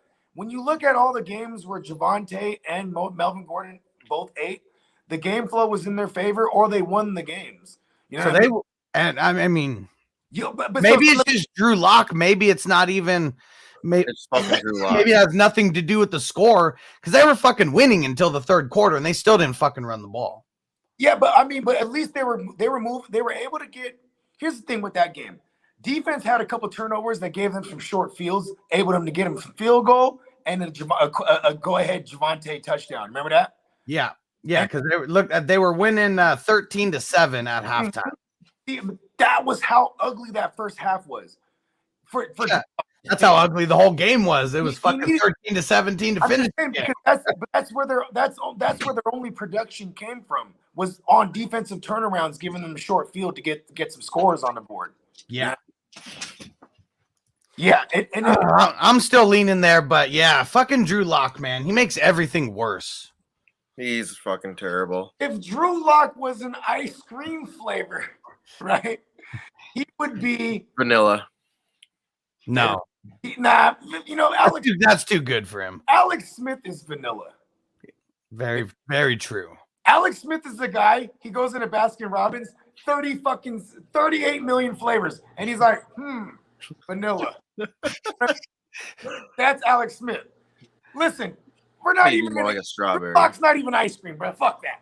Yeah, he's not even that cool. Like, man, he's some fucking like bargain basement, like sugar-free yogurt or something that nobody fucking. Nah, he's that shit that kids think is cool. You know, the astronaut ice cream, and you eat that shit, and you're like, this is flavored styrofoam, bro. Fuck that motherfucker. Man, that shit is good. Don't lie. It's pretty hard. Especially the banana split flavor. I fucking love it. Dipping down. When I used to when I worked at McDonald's and they used to have Dippin' Dots, I was steadily jacking a cup of those every single day. Yeah, that's the shit, bro. Don't be hating on Chandler. Oh shit! Look, Chandler's giving Boston Scott Free his own nickname here. He says Boston Scott Free or AJ Dillon. Do not listen to Justin. We are going Boston Scott Free. Okay, listen. This one's easy. It's Boston Scott Free. But if some way there's a DMP, a do not practice for Aaron Jones on Friday, AJ Dillon's a smash. If Aaron Jones gets a DNP anytime throughout the week, then AJ Dillon's a smash because he was limited today. I didn't think. Honestly, Aaron Jones, I didn't think he would practice this week. Because in his career, he's suffered several sprained MCLs on the same, and he did again this year. So when I was kind of crossing my fingers that me and JC Money could have some AJ Dillon action on a Sunday night, just like last year in the Super Bowl against the Titans. You know what I mean? I'm so glad that because I really thought that we were going to have Thursday and Saturday football this week. I am so glad that week 17 is just like it was in previous years. Sunday and Monday. That's it. That's all we want to see. Yeah, because the last week of football, there's no Monday night game. You know what I mean? Yeah, like always. Yeah, they kept everything. We actually getting a Monday night on week 18. We never used to get that. You know what I mean? In week 17. Yeah, week 17. Yep. Hell yeah. Hell to the yeah. And Ronald. Like we normally would with the 16-week season, you know what I mean? Yeah, because fuck Thursday night games and fuck Saturday night games in our damn. Hey, man, I love it all, man. Give me Tuesday. Give me every day of the week.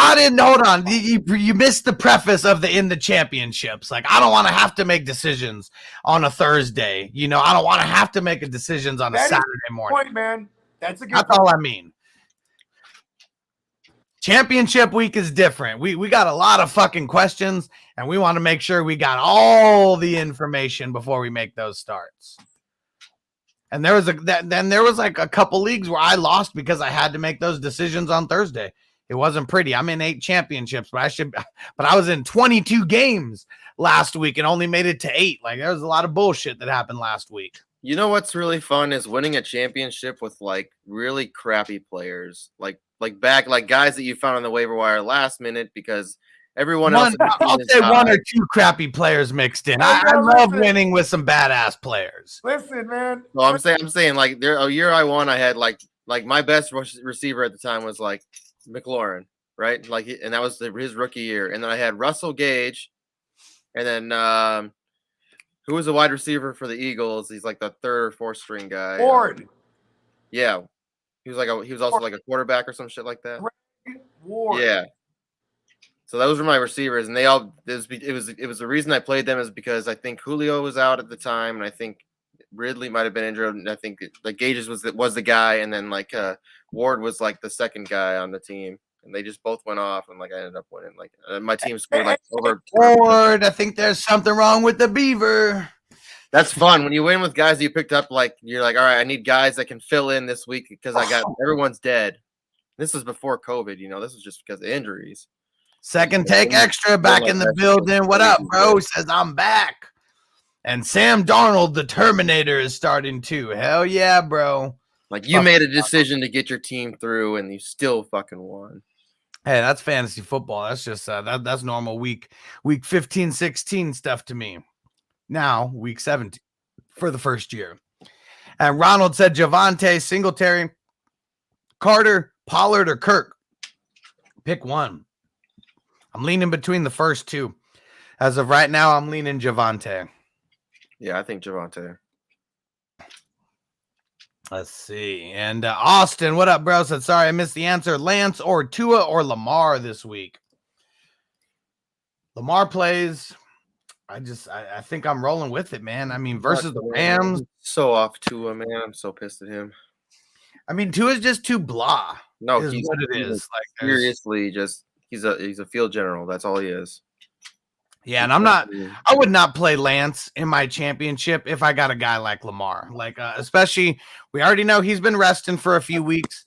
Limited in Wednesday's practice. Like, if you go back like through the entirety of the season, Lamar usually just didn't even practice Wednesday.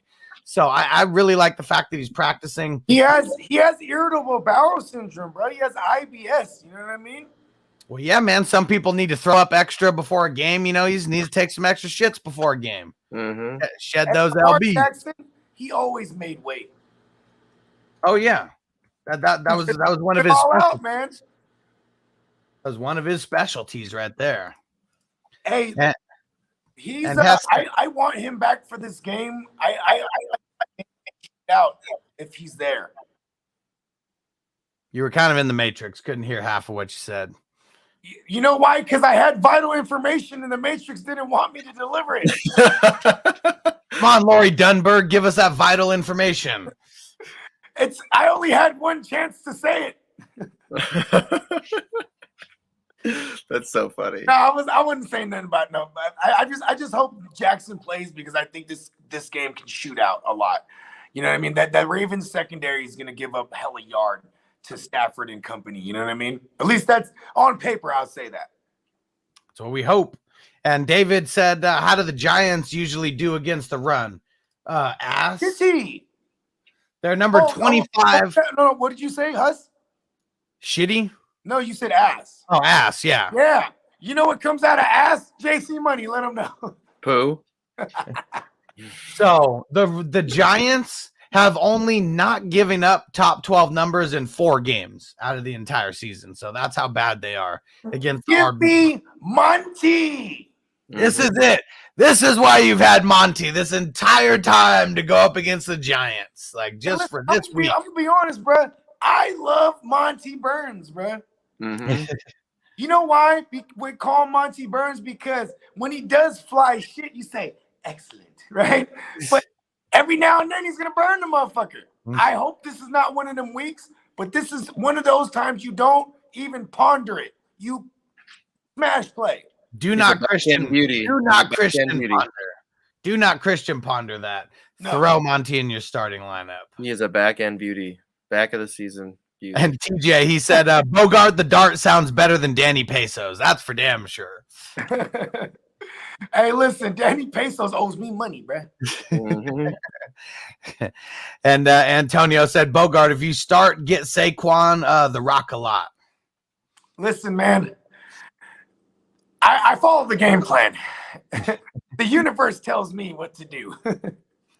And Antonio says Saturday night games are the best. Get super drunk and watch football. Yeah, but not for, I mean, fantasy football wise, I would rather have it all be on Sunday. I just don't like making the early decisions if I don't have to. Not in a championship week. Every other week we got to do, but championship week is just different. We're putting it all on the line. Hold on. Last game of the year. Can't hold anything back now. Can't hold anything back now.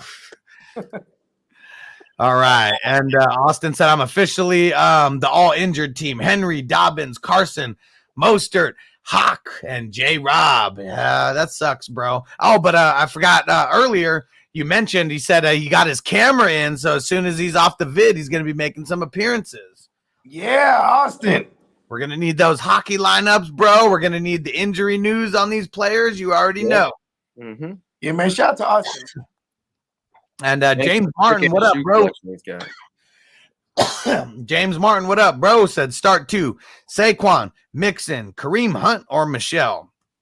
And supposedly Kareem Hunt is supposed to be getting back this week. Give me Mixon and Michelle. That's where I'm leaning as of right now. I got to hear more news about Kareem Hunt before I'm going to get him up in the mix. I do love Kareem Hunt against the 31st ranked rush defense in Pittsburgh on a Monday night. But what's the status? I know he was removed off the COVID last. There is no status. It's Wednesday, so we're not going to hear shit until tomorrow. They play on the Monday, so tomorrow is their Wednesday. Yeah, I'm going with volume, and they're both great. Give me Sergio Mix-a-Lot and Sony PlayStation. Because I don't think Cam comes in and fucking gets. I don't even think he gets 15 touches. Like, I mean, maybe he'll get, in the 6 to 9 range. Yep, somewhere. that's where I'm at. I said, Kids. And fuck Darrell Henderson. hey man, Fuck him. don't disrespect my man, Daryl. Oh man, dude. He did nothing wrong. If you guys were watching me all preseason, he was one of the guys you just kind of leapfrogged over, anyways. Well, see, here's the thing. I was on the opposite. If I was getting all the Daryl Hendersons, and like I felt like I hit it on the head, but for the most part, because even when they traded for Sony Michel, they still continued. I mean, they still continued like they had Cam Akers. They were giving Daryl Henderson 90% of the touches. And in the past 2 weeks, with Daryl Henderson not looking right, and I kept saying for the past month, I don't know why they don't just put him on IR. So here we are. You got Cam Akers, probably 6 to 9 touches. Hit the trap. 69, dudes. And Antonio said, I feel you, Austin. Every year my team is where the players come to die. Oh, You need to change your team name then, bruh. the Reaper. Or you got to come here and let us know, give us a screenshot of who you draft every year. Yeah, we got to know, Antonio. The fantasy Reaper is real, bruh. Yeah, it is. You get it. Like it was me this year too. It happened to me this year too. It sucked. I need to get that drop from Bill and Ted's Bogus Journey. Hey, Ted, don't fear the Reaper. Dude, those movies are so good. Chandler said, Bogey, you got to wear the Neo glasses for an episode. Those are kind of fly, though. Oh, yeah. You have the Morpheus ones, they just clip onto your nose. Ooh, those are pimping.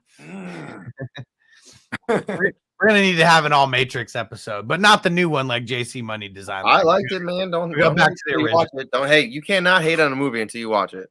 Yeah, I can hate on it real easily because fucking Keanu Reeves is hating on it. Keanu Reeves, the main actor, is hating on it, pretty much saying, save your money. I'll listen. Okay. He's got some integrity. Save your money. I can watch it for free. I want to say, I love Keanu Reeves movies, and in recent history, in the past year, I saw this one on Netflix. This is fucking incredibly a nightmare movie. So it's really good, but it's such a nightmare. It's called Knock Knock. Just go out and watch it. Have y'all seen that? No. Never heard of it. Just to give you the quick synopsis, Keanu Reeves is a married man. He's an architect. He's hella eccentric. His wife is an artist, just a famous artist, does sculptures, paintings, all this shit. They have kids. They go away for the weekend. He's working on an like a blueprint because he's a fucking architect, and they're balling. And it's raining outside, and they're living in fucking the Hollywood Hills. And he hears a knock at the door, and it's 2 bad bitches drenched in water, drenched in the rain. And they claim they're looking for a party, and they have their cell phone, and they're like, oh, my cell phone's dead, blah, blah, blah. We just need to call, our Uber drops off. We just need to call the party. He lets them in.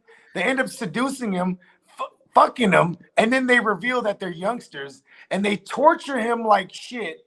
It's fucking an insane movie, only to find out that they were lying about their age. They were lying about being underage. They aren't underage, but they fucking wrecked his whole house. This doesn't sound like a role for Keanu Reeves. He's the guy who won't even touch. He won't even touch people when he takes pictures with them. I think I've seen this movie. I don't know. Sounds familiar. You need to watch this movie, bro. He was like, because the whole thing was like, oh, look at you, you're a piece of shit. You have a family, and you're just gonna fuck some bitches that knock on your door and we're youngsters and this and that. And he's like, it was free pizza. It's like free pizza. Who says no to free pizza? Yeah, for sure. Chandler says that movie sounds trash. Listen, it's a nightmare. Bogart synopsis is not selling me on it. Let me tell you that. I told you it was a nightmare. You don't want 2 bad bitches knocking at your door, and it's like a dream come true, and you're having this threesome, and then they just torture you, bruh. That sounds terrible. But now you already revealed that they're not underage, so the whole movie's a hoax anyway. The point of the story is no one answered the door. Never answer the door. Haven't you listened? You ever get left alone when you were a kid and your parents are like, "Don't answer the door, nobody in, nobody out." Come on. What if it was? Well, what if it was free pizza? That sounds way too good to be true. No one's ever came up to my house offering me free pizza. It sounds like a free gun on the other side of that door. Mm-hmm. They fucked his whole life up, bro. I believe it. Oh man, yeah, that doesn't even sound like something I'd want to watch. I'd be pissed off the whole time. Yeah, you should watch it. Chase, what up, bro? Bears, Browns, or the Colts? Give me the Bears. Yeah, versus the Giants. I mean, yeah, lean on that matchup. Like, fuck. Look it up. I want to say. Have a good home defense, too. So, the Giants, 5 out of their last 6 games have given up top 12 performances to team defense. The 3rd overall to Dallas, 4th to Philly. Yeah, you're rocking the Bears out of all these. You think Mike Glennon comes through on a revenge narrative? He's like, y'all chose Trubisky over me. If he comes out doing one of those, then I might take him a little serious. He comes out with the big old neck cracks, maybe. If he comes out with his head shaved, I'm gonna be like, damn, I respect him. Because everybody knows you're going bald, bruh. Don't fuck around. Antonio said, I really want to do that Vegas draft next year with you, me, and Bogart, JC, and use my tip money to get there. Well, we know you get a lot of good tips, so save that money, because this is not, when we take this Vegas trip, this is not going to be a trip for people who are nickel and diamond. Like, let me just tell you that. Fuck no. And probably going to be on some good designer drugs. I love Molly. I've never done that, but I've done X. So we've already talked about we're talking some kind of Vegas, penthouse for like at least a night or two, because who knows how long. I mean, the way that I want to do it, I don't even know if I could afford more than 2 nights out there. But we're talking a big ass Vegas suite, poolside fucking draft. It's gonna be insane. Oh yeah, so we're some savage. Only the savages need apply for something like this. When's your birthday, JC Money? You got a summer birthday? Yeah, I'm born on the summer solstice, June 21st, longest day of the year. You see how I knew that? That's why he thrives on going. He's like, I gotta go where it's cold. He's like, no, fuck that. I don't want to be here. No, I'm just saying, because if your birthday is around that time, we could do that, bro. Like, be like, you know what I mean? Give us a reason to get out there and we'll get a draft going. I'm definitely not doing a Vegas draft in July. We're pushing that till August. Okay. No, I'm not doing it this year. I'm not doing any redrafts in July. Fuck that. Man, you know what's crazy is that, like, I'm trying, I might be in the moving process, man. So I'm hoping I'm nice and settled, because how about this, to make a long story longer? My girl will sign my permission slip. For something like this, oh yeah, two day, maybe a 3-day, 2-night trip, something like that, real quick, in and out, the old in and out. Yes, on Molly and others. Antonio, he's at WWF 1. Cook, Henry, Carter, Blake Martinez off the top of my head, and for you to still make it all the way to the semifinals, only to lose to the number 6 seed like myself. Props to you, bro. And because you're still in it, man. We're still in it. Luckily, WWF 1. It's so me versus Antonio in the side pot championship, our weekly belt holder championship. So it is nice. I'm playing for the actual championship and all the marbles, and then me and Antonio are going to be duking it out in the side pot for all those WWE belts. Stu, I'm interrupting the match. Stu, what up, bro? Said waited 45 minutes on a ride to get home, walked the pup, and the 3 amigos still on. We got you, bro. We got you. We never leave the Matrix. And Stu said, Antonio, congrats on the Dream to Walk League. Antonio versus Francisco. It is going to be a showdown. There's not too many leagues where money's not involved for 3rd place that I actually care about it. You are going down, Stu. Me and Stu for 3rd place in the Dream to Walk. This is one I'm definitely, We're going to be checking all the waiver wires. We're going to be looking for all the sleepers. You are going down, Stu. And let's see who we got. Jack Jason made it to the chip, boys. Let's go. And said we go Gage or Patterson. I'm going Corduroy. Patterson. Yeah, just because he can be a receiver and a running back. Listen, man, you want to hear my corduroy synopsis of the past 4 weeks? They're using him like an early down back. Yeah. Just 1 and 2, first and second carries, and then third down, he's off the field. That sucks. Hell yeah, it does. This happened all of a sudden the past 4 weeks. They didn't like the whole entire league talking about corduroys, that entire offense and this and that. They probably didn't like that. And that's why the Falcons fucking suck. You're listening to other people. I'm saying, like, he's only getting first and second. If he didn't get the touchdown last week, bro, it's ass. I think you sold Ronald with the Molly. Oh shit. Hess said I met Keanu Reeves while watching Bram Stoker's Dracula. Yeah. Nice. He was in the movie and he was in the theater. That shit's dope. Yeah, shit happens like that. Hey, bro, I would have been terrified, bro. I would have been like, oh my God, it's him. He's the vampire. He's a vampire at the end, bro. He said he was Hess said he was 12 or 13 at the time. That's pretty dope. So he was actually really nice. Dope. Yeah, he seems like a super genuine person. Like he's super. Everybody He was the one who fucking he saw someone get purse snatched in front of him and he chased that motherfucker down. He went full Neo on him, and the guy gave it up. So Keanu Reeves is chasing me for this purse. All right, I'll give it back. That's the motherfucker that didn't jump off the bus when there was a bomb on. He was like, everybody remain calm. There's a bomb on the bus.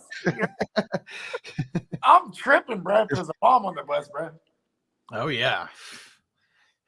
Man, Keanu. That would have been pretty dope to meet him. Hell yeah. Manny T, IDP. Should I start D. Campbell or Foy Olakun? Let me see here. I'll probably go. I like Foyle. That's the Atlanta guy, right? Yeah, you just start Devondre Campbell. Like I mean, we're talking about him. Been tearing it up though. Yeah, I was just finish my thought. I would say I like Foyle, but they're not going to run the ball a lot. Like what I mean, like you're gonna need him to like get some tackles. Like they just throw a lot over there. So I'll go Campbell. I mean, I'm gonna double check this and see if Campbell is still like the number 1 linebacker in the league right now. Whoa, Foy Olakun is actually the number 1 fucking linebacker in the league. He did have a big 33-point game in IDP 1-2-3. Yeah, Devondre Campbell is just so damn consistent that even though Olakun, he's got those high ceilings. Devondre Campbell, I don't know if anyone has a higher floor than him. I mean, the least amount. Dalvin Cook, bro, he's back, right? They're going to run a lot. Campbell's going to get a lot of tackles. Fuck yeah, he is. Over the last 3 games, the least amount of tackles that Campbell has had in a game is 10. And that was a game where he got a sack. The other 2 games, 13, 16. Like, man, he has been balling over the last 3 games. And this is like a combination of solo and assist. Total tackles, yeah. Sleeper doesn't differentiate the 2. Yeah. I have no idea why they haven't made that switch yet. Let's make the phone call. Yeah, that's something that they need to fix for sure. And Stu said one of the best nights and days I've ever started. E1, and we'll just all read that there. And then Buddy came with 2 sheets of acid. You savage. And oh yeah, I believe it, man. That sounds like some Alice in Wonderland shit right there. I wish I did not have to drive back to San Diego the night that I met David Hess. It would have been a nicer night than just on the tree. He had a couple tabs on hand. Drops. Okay, that's the same shit. Yeah. Yeah, and it was I can't even remember who it was. It was someone definitely big time in the cannabis industry. He was like, "Hey, want to drop?" Hess is like, "Don't mind if I do." Yeah. I was jealous because I had a 2.5 hour drive in front of me. You know what's funny is I still don't know how I made it home.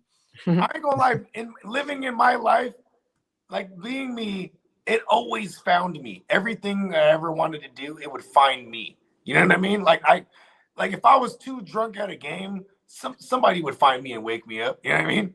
Like anything, bro. We're in Vegas. I'm gonna run into someone I know. He's like, "Hey, here's some Molly." Like, you know what I mean? Like, I couldn't avoid it.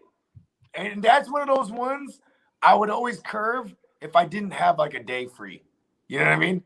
If I don't have 6 to 8 hours free, I can't do no LSD. You know what I mean? I can't hide that. I wanted to. It would have that was the fork in the road that I wouldn't have went to Minnesota if I did that. Well, you gotta keep it cordial at home too. You know what I mean? Like you're like, you know what I'm saying? Like there would be no getting home at that point. I was 2.5 hours away from home. Yeah, for sure. You're like, fuck that. I would have been bunking in Hess's hotel room. Hess, you drop me at the airport tomorrow. Drive me 3 hours to the airport. 4 even, right? Oh no. Zeb said, "Don't do shrooms on Halloween. Stick to the tree." I mean, man, yeah. You'd be seeing some crazy ass shit out there. All those dumbass kids. I'd be punching kids in the face. You know, I don't like doing scary things on shrooms. I like doing joyful things. Like I like Jim Carrey things and doing podcasts things and like, you know what I mean? Going outside is scary enough. Like one of the first times I ever did mushrooms, we went outside, and I remember we were just at one of my friends' like random fucking apartments, like in one of the suburbs and in the hills. And I just remember walking from around a corner and like seeing this satanic cult that was just like there, and like there was a tree, and like they were on one side of the tree, and if anyone walked behind the tree, it was like that tree was like the portal to hell or something, because like that I wouldn't see them come out on the outside, and they were only coming from outside of that tree. So we ran back inside, we smoke more weed, we do more mushrooms, and then this time we go out. But we had his roommate with us this time, and it was so funny because he put on his leather jacket, and we always used to call him the Terminator when he put it on. And as soon as he put it on, I hear the music in my head. It was the funniest shit ever. I died laughing for like 20 minutes because of it. We walk outside, and now we got this bodyguard. And then we're walking through stuff, and we see people driving in the car. And man, the devil was driving a Cadillac that day. He was smoking a blunt, and all I saw was his red eyes, and I was scared out of my life. Hey, somebody write this down. JC Money, write this down. Note to Bogard: don't do shrooms with Hustler, because I am terrified of satanic things on shrooms. Yeah, dude, I've never had anything like that, dude. It's going outside. It's going outside. That was the problem. I love being outside. Sometimes I'll do the podcast on shrooms. I mean, sometimes when I'm doing it, sometimes I gotta walk outside because I like just being outside. Like I like. We were in an evil place, though. We were in an evil place. A lot of bad things came from that apartment complex. That's for sure. Yeah, I'm like, yeah.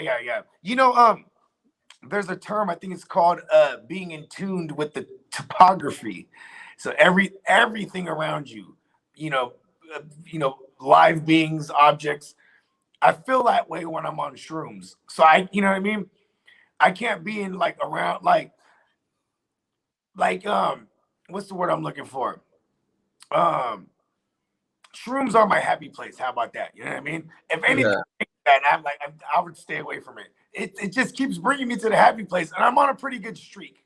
You know what I mean? It's got to stay happy. I love watching happy movies and laughing. Yes.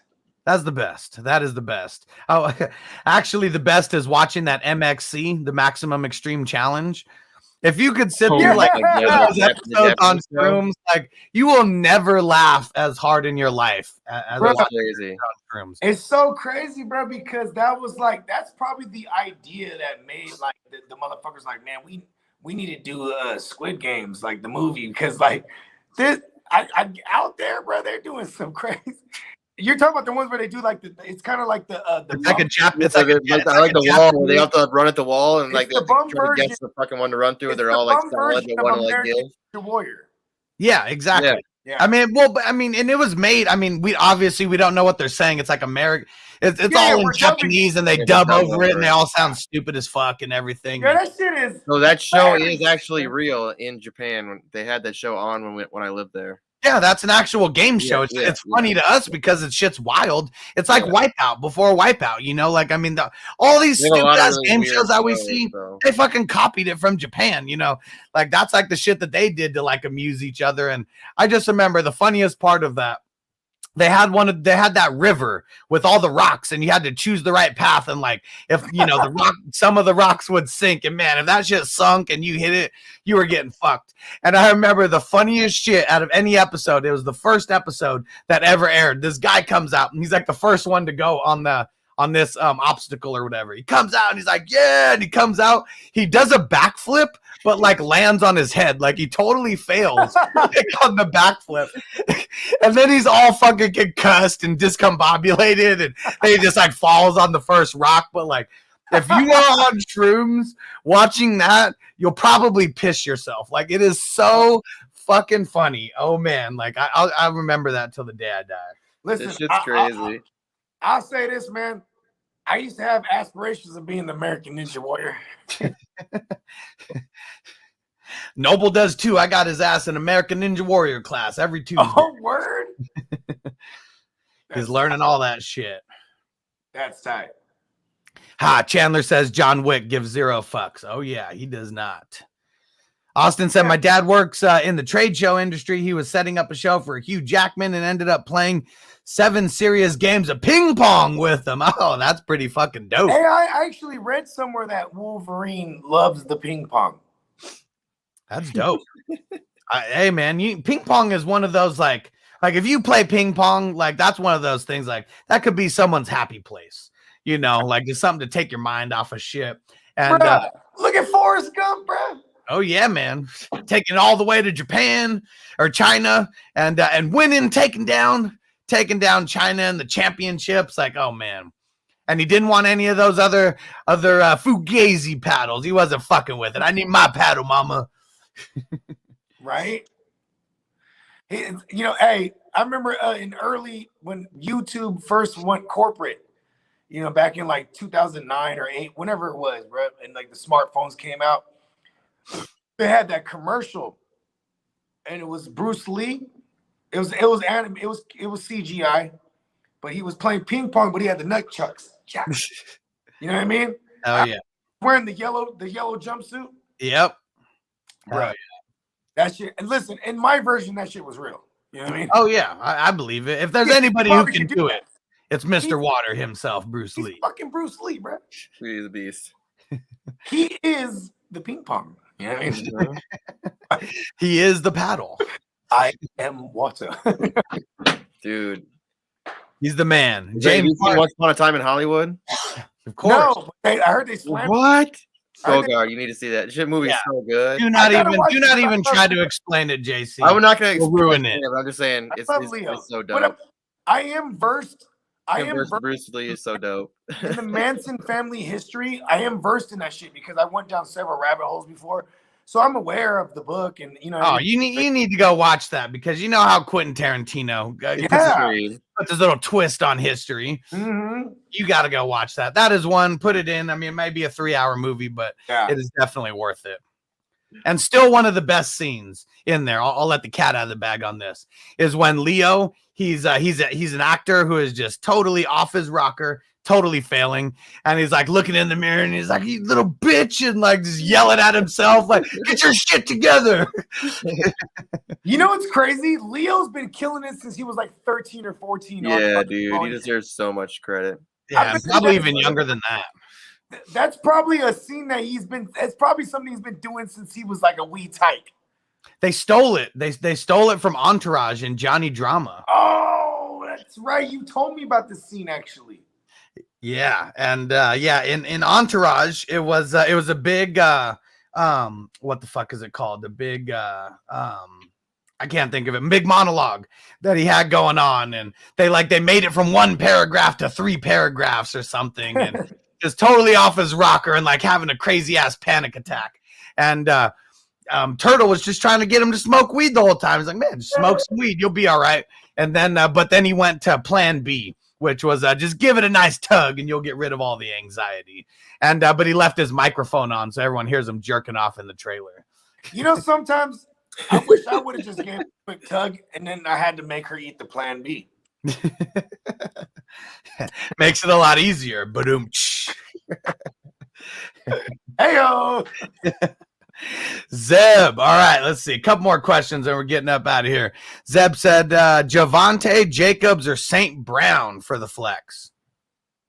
This answer could change, but I'm going Javante as of now. Yeah, I'm gonna go Javante. Yeah, I think so too. And Zeb said, thoughts on Parker? Start Parker, Hilliard, or D. Gore for the flex? Fuck starting Parker with his no target ass. I'm going Frank Gore's grandson. Yeah, man, it's so crazy because I was like actually like in my mind hoping someone would ask a Derek Gore question. We could actually choose him. I'm gonna go Gore. Frank Gore's grandson. David, I missed this part. And Hess said, actually, I'll take 2. You savage. That was awesome. And Hess said, epic night for sure. Many more to come with the 420 crew. I cannot wait. I'll be down there soon. And Zeb said, bro, my buddy dressed up as Buzz Lightyear. Hell yeah, trippy. And said, go outside and play basketball on some shrooms or some acid. Shit is fun. Hell yeah. And Chase said, camping with shrooms is good for the soul. I played handball on shrooms one time. That was terrible.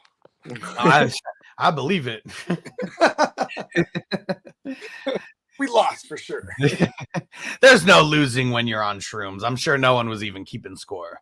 It was one of them rubber balls, you know what I'm talking about? With the way it looks like it's like small, like the prison racquetball, like handball games. Right? That's what you're talking about. Mm-hmm. I bet that shit hurts on shrooms too. Because that shit already low key hurts my hand after hitting it like 5 or 6 times if you hit it right in the same fucking spot. I feel gotta build up those calluses. I feel a lot of things on shrooms, and hurt is the one I don't want to feel. Yeah, that's for sure. That's not a feeling I want to feel. Let's see where are we at. And Zeb said KJ Osborne or Chuba this week. Fuck playing Chuba ever. Not right now. Not in your championship. KJ. You know what sucks about Chuba? Can't catch the ball, man, or else he would have been useful. Yeah. Every time he fucking gets the ball thrown at him, it bounces off his hands, bounces off his face or his chest. Like he's fucking like, horrible at catching. He's like a real life action figure where his hands are just like they're stuck like this. They're actually that better be so. He better fucking try to catch like 10,000 passes in the offseason, or he's not going to make it far in the NFL. They're going to draft a running back. Watch. Yeah, he didn't do anything. Like, I mean, shit. Mike Davis did better than like 1,000,000 times better than Chuba did with the given the opportunity. Like, Mike, you know what's crazy? Dude, they can get your arch nemesis next year, Hassan Reddick. I mean, that would. They can get him late. I don't know why the fuck they would do that, but he only has. They can get him late. He'll be able to get late. He'll go. Chuba has 146 carries for 509 yards, 153 yards receiving on 20 receptions. That's actually. I guess that's not giving them enough credit. Alvin Kamara used to have Alvin Kamara's never peaked over like 200 carries in a season. I think over 1,000 yards rushing. Yeah, but still though, he's not putting up 500 with. I'm just saying like this. I'm trying to compare him to some of the greats. Like this is how not close he is at all to some of the greats. You know what I mean? Right now, Alvin Kamara. I mean, Alvin Kamara's never. I mean, he's averaged. I mean, this year is the only year he's averaging less than 4 yards a clip. Yeah. From his rushing yards. Yeah. This was a very telling year of like how we're gonna handle things next year with running backs, because load management was a real thing, committees are a real thing, and if you're a running back that's getting early down work, you're gonna get categorized, because if you're not a running back that's getting targets and receptions, you probably don't warrant anywhere near the first 3 rounds for me in fantasy. Yeah, I mean, it's going to get to the point where if you're not catching like 40 receptions like a season, like you're not putting any like a kind of decent average per game on the receptions, I don't even think they're going to be fantasy viable, because I don't think they're going to be too NFL viable. Big Kong says Kadarius Toney now dealing with a shoulder injury. Jeez, he's what's always that guy not dealing with? He's always injured. He injures himself. What up, SD Riders? Mike said, someone trade me a QB in WWF 4. I have nobody left to play in the championship. Oh, man. The only one who can trade you a QB is your opponent at this point. Damn. Ha, and Hess said you can always start Sam Darnold. If you don't, I mean, not in these hustler leagues. There's, if he hasn't got him, he can't play him. There's nobody left on waivers. And Zeb said, met Adam Sandler at a Laker game. Dude is super cool and he can ball. Fuck yeah, bro. Mm-hmm.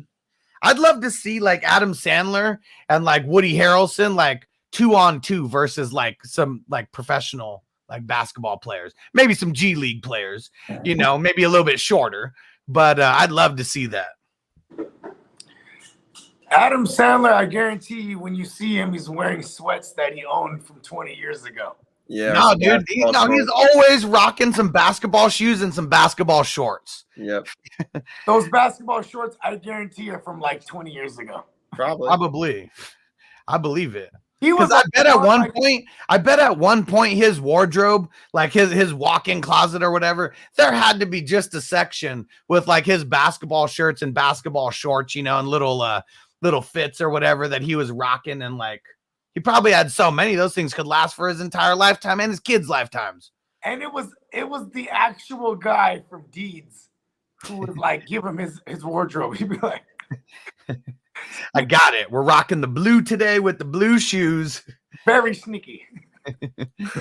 Ronald said, I thought Once Upon a Time in Hollywood was worse QT movie to date, honestly. I mean, there's no such thing as a bad Quentin Tarantino movie. Like, I mean, there's just levels to how good they are. So there may be a bunch of people who don't like that. That one compared to a lot of them. I mean, shit. Like, I mean, there's a lot of people who haven't even seen that movie, Death Proof. There's movies, then there's Tarantino. Tarantino is art. Yeah, it's for sure art. Some people think the Mona Lisa is trash. There's other people that think it's beautiful. You know what I'm saying? That's Tarantino's movies, bruh. He don't make You're just hating on it because he has a foot fetish. He makes you could say it's the worst Tarantino movie, and there may be some people who disagree with you. There may be some people who agree with you. But yeah, there's not one movie that I'm going to say is bad from Quentin Tarantino. I could watch all of them, even Death Proof, which I've only seen a couple times. Dude, I like that Dust Till Dawn.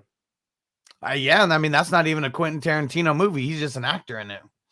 Well, he did some overseeing, right? Because it was Robert, whatever his name, Robert Rodriguez. I mean, him and Robert Rodriguez, they definitely collab, on stuff. Because he was in. I know he wrote some of his lines, for sure. I don't know if he wrote all of them, and definitely overseeing some of the, just the movie, the what's it called, the scenes that he's in. The directing of the film. Yeah.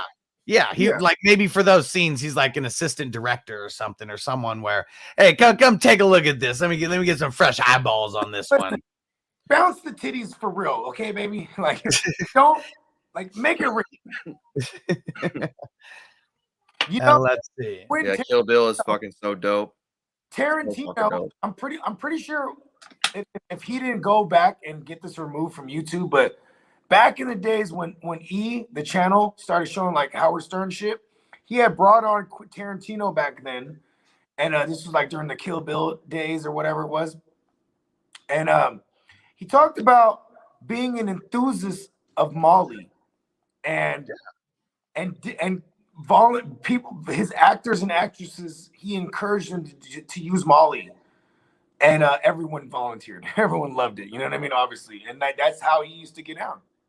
Like, his sets were more lit than anybody. And there's no outsiders. There's no cell phones or like shit like that. Like, you could go back and look. I mean, shit, Jamie Foxx talks about how it's nothing but an experience on that set. Who knows if he was partaking in the Molly part of it. But I would like to think so. It just makes the story cooler. And if you can find that Howard Stern. Cooler if he did. If you can find the interview with Howard and QT, this dude looks like he's smacking on there. There's a 22-minute interview of him, and it's Howard Stern in 1997. That's the one. So this is before. That's Jackie Brown days. That's the one, bro. And like in that interview, he's rocking a Kangol too, so he's pimping just like Samuel L. and Jackie Brown. Mm-hmm. Man, I gotta start rocking more Kangol hats, man. Those hats are so pimping. I know. You know what's funny? My girl, she's always clown when I wear a Kangol. She's like, "What do you think you're a pimp?" I'm like, I do right now. I feel real fresh to death. No, see, here's the thing, though. You gotta be the guy if you're gonna wear a furry Kangol, though. You can't like. Well, I got a nice furry Kangol that I only pop. It's a white furry Kangol too. Like, oh man. But you are the guy, so you know what I mean. Like if I saw someone walk in the room and they have a furry Kangol and they're not the guy, you know, we got problems here, bro. Yeah, snatch that shit off your head. Who the fuck you think you are? I don't like, and you know what else I don't like? I don't like gold-plated rope chains neither. Fuck, get the fuck out of here. Yeah, fuck that. Zeb said Young Leo and Basketball Diaries and The Beach movie is real good. Two classics right there. Basketball Diaries is one of my favorite movies, and it's probably the reason that I never dabbled in anything more than weed, because that shit scared me to death as a kid watching that. You know, I probably should have watched that movie as a kid. You probably shouldn't. It's something that a 10-year-old should not watch. I probably should have to scare me away from like all that shit. And Ronald said Leo as an adopted brother on Growing Pains. Like, oh man. And what about What's Eating Gilbert Grape? Like, take it all the way back there. Like, you know who was also dope, and he died before he could really reach his prime was River Phoenix. He was in that movie with young Leo. Yeah. You know who was in that movie too? Johnny Depp. Yeah, hell yeah. I mean, Depp was the main guy. I mean, he was Gilbert. Well, I'm just saying for anyone out there that don't know. I know y'all know. I'm just saying, like. Oh yeah, what we got to throw it out there. He was Gilbert in What's Eating Gilbert Grape. Yeah. Yeah, and that was still the most fucked up thing when he left him in the bathtub for the entire night. Oh man, felt so bad. Felt so fucking bad. Right. And Hess said, if you didn't, actually Zeb had that. Minka Fitzpatrick or Harrison Smith. This one's going to work itself out. Harrison Smith plays, I'm going Harrison Smith. But if he don't, pivot into Fitzpatrick. Yeah, and it's dope because you have the Sunday and Monday night games. So, you'll be all right. Yep. And Hess said, if you didn't handcuff your studs, especially the bell cow studs, you had a tough time this season. Yeah, for sure. Unless you're just that waiver wire guru like myself and you're just weeks ahead, of everybody else. And if you don't handcuff your guys, you better be the guy who's picking up guys 2 weeks early. Mm-hmm. I am no guru by any means. Zeb said the Adam Sandler and KG Gem movie was pretty good. I liked it. Actually, that's one of the last movies I went and saw in the movie theaters. I ain't never watched that joint, but I hear real good things about that motherfucker. So if you are the type of person who needs to see Adam Sandler be Billy Madison or Happy Gilmore, you're going to fucking hate it, because everybody hated that movie who was expecting it to be a comedy or whatever. But Adam Sandler, man, he's got some acting chops, and he definitely had to use them in that movie. Wasn't that based on a real joint too, right? No, it wasn't based on a real thing. KG played himself, and it was during the 2012 NBA season, if I'm correct about that. And he gives up his ring to get like this crazy ass gem and shit. And like, it's like $250,000 like gem or whatever, opal or whatever. And Adam Sandler, his character wasn't the guy you want to give your championship ring to. He hawked that shit within seconds. He ended up getting it back and everything, but he was just a degenerate gambler amongst gamblers. Everybody wanted a piece of his ass. He was worse than Keanu Reeves in Hardball, because he was the dude who had all the drip, access to everything. Chandler says Adam Sandler dresses like a middle schooler. I love it. Hell yeah, man. Spending his money in other places. Hell yeah. Ronald said Pulp Fiction is like my favorite movie of all time. Definitely one of my favorite movies of all time. And they said in Reservoir Dogs, fuck yeah. And then Kill Bill, Pulp Fiction, classics. Hell yeah. What is this? What is this out in M? What's this out in M? Ronald said was great. And let's see. Zeb said I met Nick Cage in the New York airport. That's dope. Nice guy. Lord of War was one of his best movies. Fucking love Lord of War. Crazy movie, yeah. Hey, on YouTube, Face Off. If you look up, I think it's like Nick Cage overacting, fucking awesome. It's like a highlight reel of all of him just wigging out, like, you know, just whoa, like, you know what I mean? He's the same. He's one of my favorite monotone actors because he's the same guy in every movie. For sure. I want to take his face off.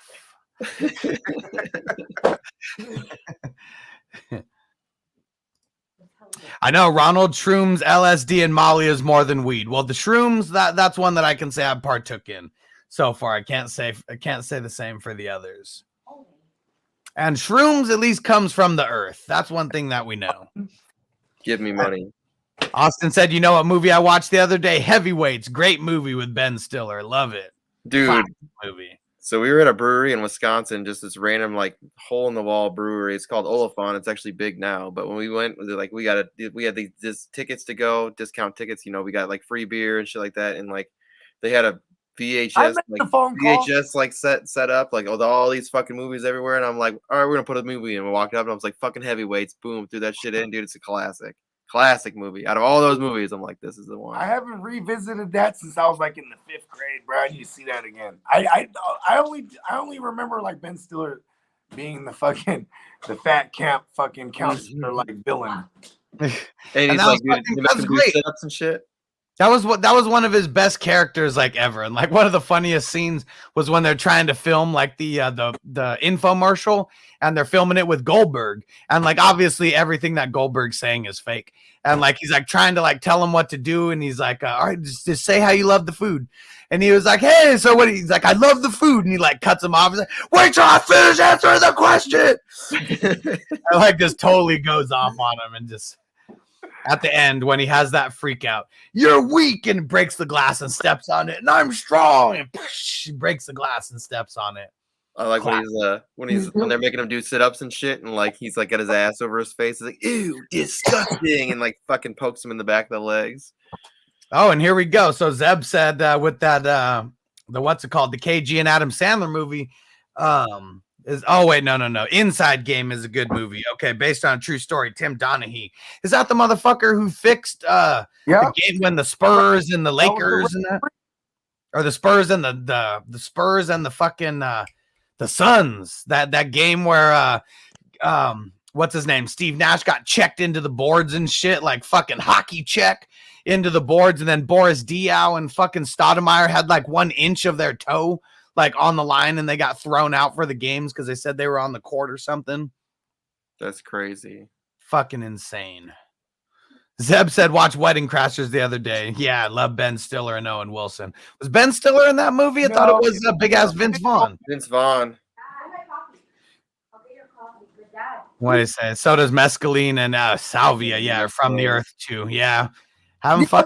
Salvia, come on. Yeah, salvia's nasty. Where it's at. Don't nobody never mess with salvia. That's stupid. Yeah. And Austin said, bro, that was the best part of the movie. Which part?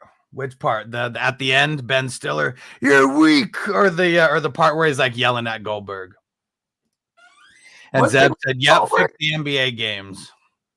Was it really Goldberg? No, like from it was his character from Mighty Ducks. The big. My bad.